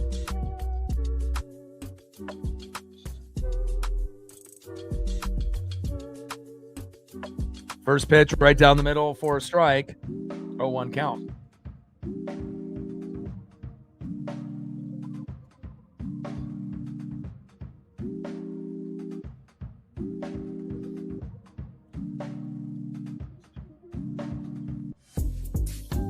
It's crazy that, once a pitcher is in a game and he exits, he can't come back in. But obviously you get people that are trolling or just don't understand baseball.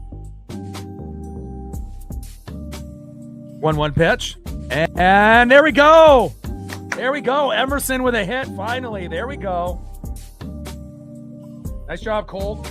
And I know that feels good, because again, when you're struggling and you've been getting, a lot of strike three calls, even just getting a single, can really improve, his mindset and his mental health. Good job by Colt. CNC Factory getting the job done with a nice single there late in the ninth. Next up is J.P. Crawford. On deck is Randy Arozarena. I mean, you just got to be able to find the little bright spots, in a bad situation. Good job, Colt. Hopefully that'll carry over into tomorrow's series. First pitch fouled off there by JP. 0-1 count. 0-1 pitch. Hard hit ball fading in behind the plate. Foul. No balls and 2 strikes to JP Crawford.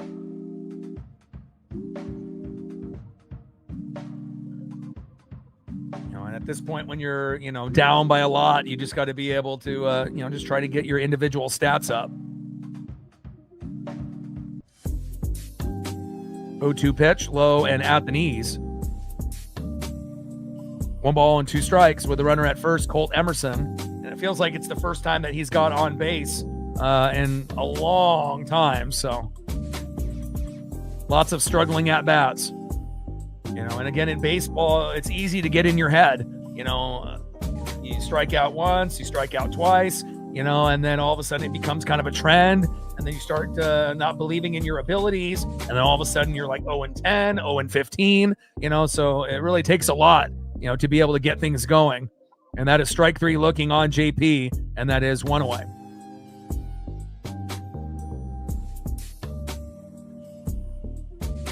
Next up is Randy Arosarena, and that's got a home run, as well as the Italian Stallion, Dominic Canzone. Got a few predictions correct today.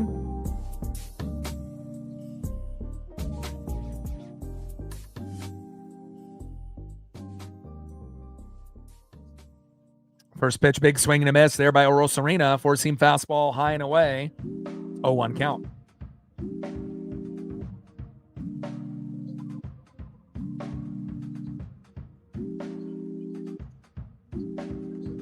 Oh, 1 pitch popped up. Should be a routine play.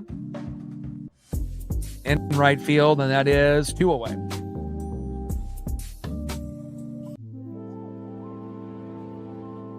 All right, last but not least, the Italian Stallion, Dominic Canzone. Let's see if we can have a multi-homer game from someone other than Cole Young from a few days back.